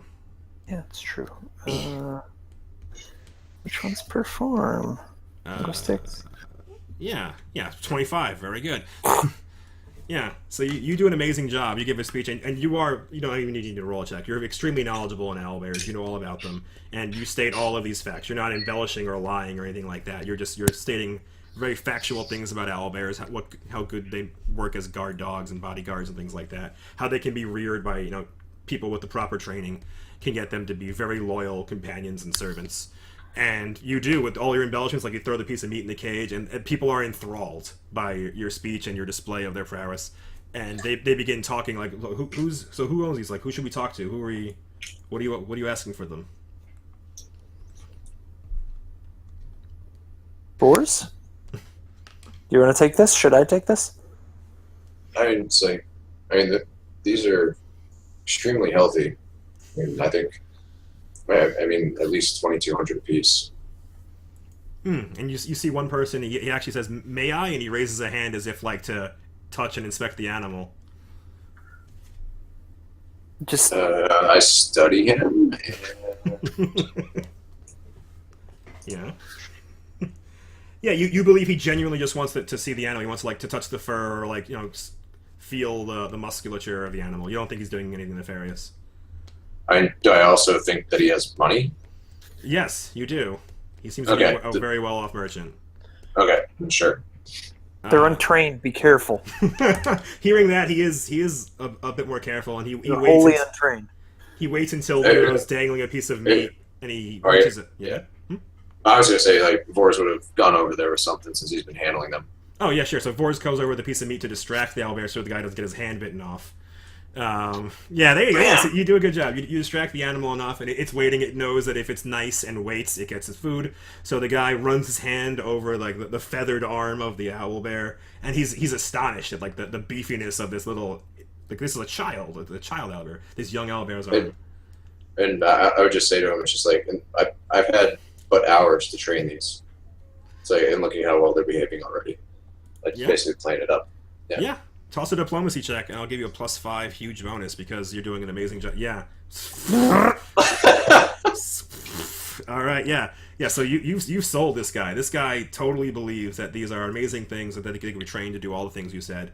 And he says 2,200. I would take the pair. He points to the male and the female. The pair. I don't know. Like I think it'd be better off selling all three together. Like they're. Yeah, they're from the same litter. They'd be, they'd probably be able to be trained better and work better together. So you don't know that that's true, right? You're not sure about that? I said probably. Okay, fair enough. No bluff check then. It's probably true. I mean, I could bluff it too. Yeah, I sell that. Yeah. You did say probably. So yeah, so he seems to taken aback by that a little bit. He rubs his chin. And he's thinking about it. He says, "I'd really like the two." He's like, "I'm not sure I can afford all three." And you see him mulling it over in his head as if he probably could afford it, but he's not sure. I say, well, if you need some time to think about it, then take your time. He shakes his head. He says, "Magnificent beasts such as these, they won't last long in the market." And you see him struggling with it internally. Like he doesn't want all three, but he's slowly convalescing around that idea. It's like we've been here maybe 45 minutes. Like the day is young. We can. I mean, like please stay. It's like take your time. If He shakes his head. I'll take them. I'll take them. Like I'll take them all. He's like, if worst case scenario, I can sell one later. Oh, for sure. Yeah. So he gestures behind him, and he has like a money man, a big tough looking guy comes out with a pouch, and they will give you 6,600 in gems. Which is gems, all right. That's how like serious wealth is carried. Because even in platinum, that would be a lot of platinum pieces. Yeah. And then I joke, yeah. I jokingly say it's like I guess you can have the cages too. He laughs. He says, "How magnanimous of you." Yeah, and so he gestures to his guy, and he's got a bunch of servants and stuff behind him, halflings. Yeah, so they're gonna take the cages, and they have their own wagon, so you can keep the wagon. But yeah, this guy seems like super stoked, super excited about these magnificent creatures that he's bought here. So yeah, Vors would ask him his name like through all this and like butter him up and see. I mean, like he's obviously a very well-to-do merchant, even after the siege. So like he's got to be connected. And I would like basically just just like chat with him and try to like find out who he is. He says that he deals in magical items, specifically like rings and cloaks and things like that, but occasionally he dabbles in weaponry. He says he doesn't much have a taste for, things that kill people, but, if you need to find a magical item in the High District, he's your guy. All right. What's his name? I don't have one, but I'll make one up. I'll make one later. All right. Name him. All right. Yeah. I didn't know you'd be selling owlbears right now, so I... What about scrolls? Does he have scrolls? He doesn't deal in scrolls, but he can give you the names of several people in the High District that would sell scrolls, yes. Cool. All right. Vors would just ask him if he like come by and see his shop and tell him that he may be in the market for something or other. Not certainly. And he describes where it is on the map, and says like, yeah, I'm going to be shopping all day today, but I'll be back in the evening or tomorrow. Okay. And he shakes your hand. He says, it was good to meet you. And did you tell him your name? He looks at you and pauses as he offers his hand. What's that? Don't nobody know you? Yeah, that's true. My name is Boris. He nods, Vors, and he shakes your hands firmly. Pleasure to meet you. He looks over the others and he nods. He doesn't shake your hands, but he looks over the others that are with you and nods as if they're your help.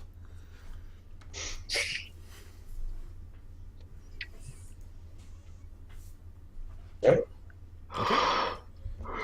That's the end of the session, so give me MVPs, give me morals. We didn't really have like any marked morals this time. I think Yeah, we didn't write them.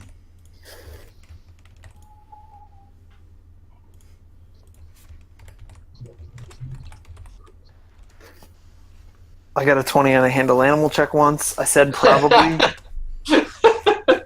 There was one in the beginning that we didn't write down. Yeah, I forget what it was. It What was fun. about we It can't was, have them coming in smelling like hay if we want a good price. The one that we didn't write down was I'm also an idiot. Yeah, That's why. I'm good at role playing. I am also an idiot.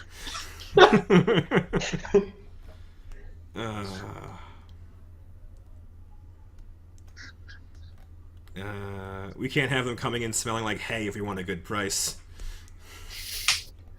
Yeah, so if you don't got one, that's fine. But if you do got one, go ahead and nominate it. And also MVP, who did good today? I would say that coming in smelling like hay would be the moral, based on just like how the owlbears dominated the session. They did. All right. Any objections to that being the moral? Nope. There was Nope. one I liked. There was one I liked. The owlbears became a real thing. Everything becomes a thing with this group. I like that one too. Yeah. I mean, is this unusual for like D&D groups? This is like the only one I've ever been in. Where are we on the weird scale? Well, I mean, owlbears was like when Nas asked that question, I went to their entry and they have rules for juvenile owlbears are worth money. So like the rules are there, which means this has to happen. I knew the eggs were worth money. I didn't know that the babies were worth money. So I don't know. It's pretty. I assume that might happen. All right, people are voting for MVP already. I got one vote in.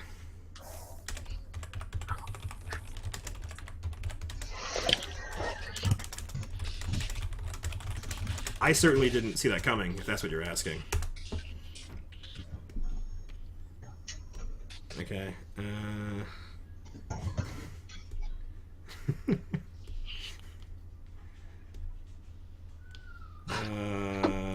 Nero has won a hero point.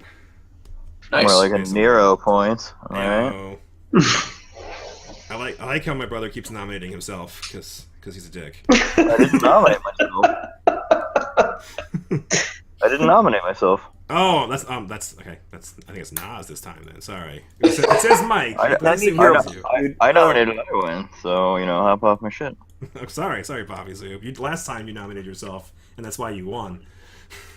I don't even know who has hero points anymore. I know Vors had a pile. I know Iwan had some, and I know. Force has two. Okay. All right, yeah. So we'll pick up here next time, you guys. It's still like early mornings before lunch in the High District of Sonara, and that's a wrap. I'll save it. I'll stop the recording. Cool.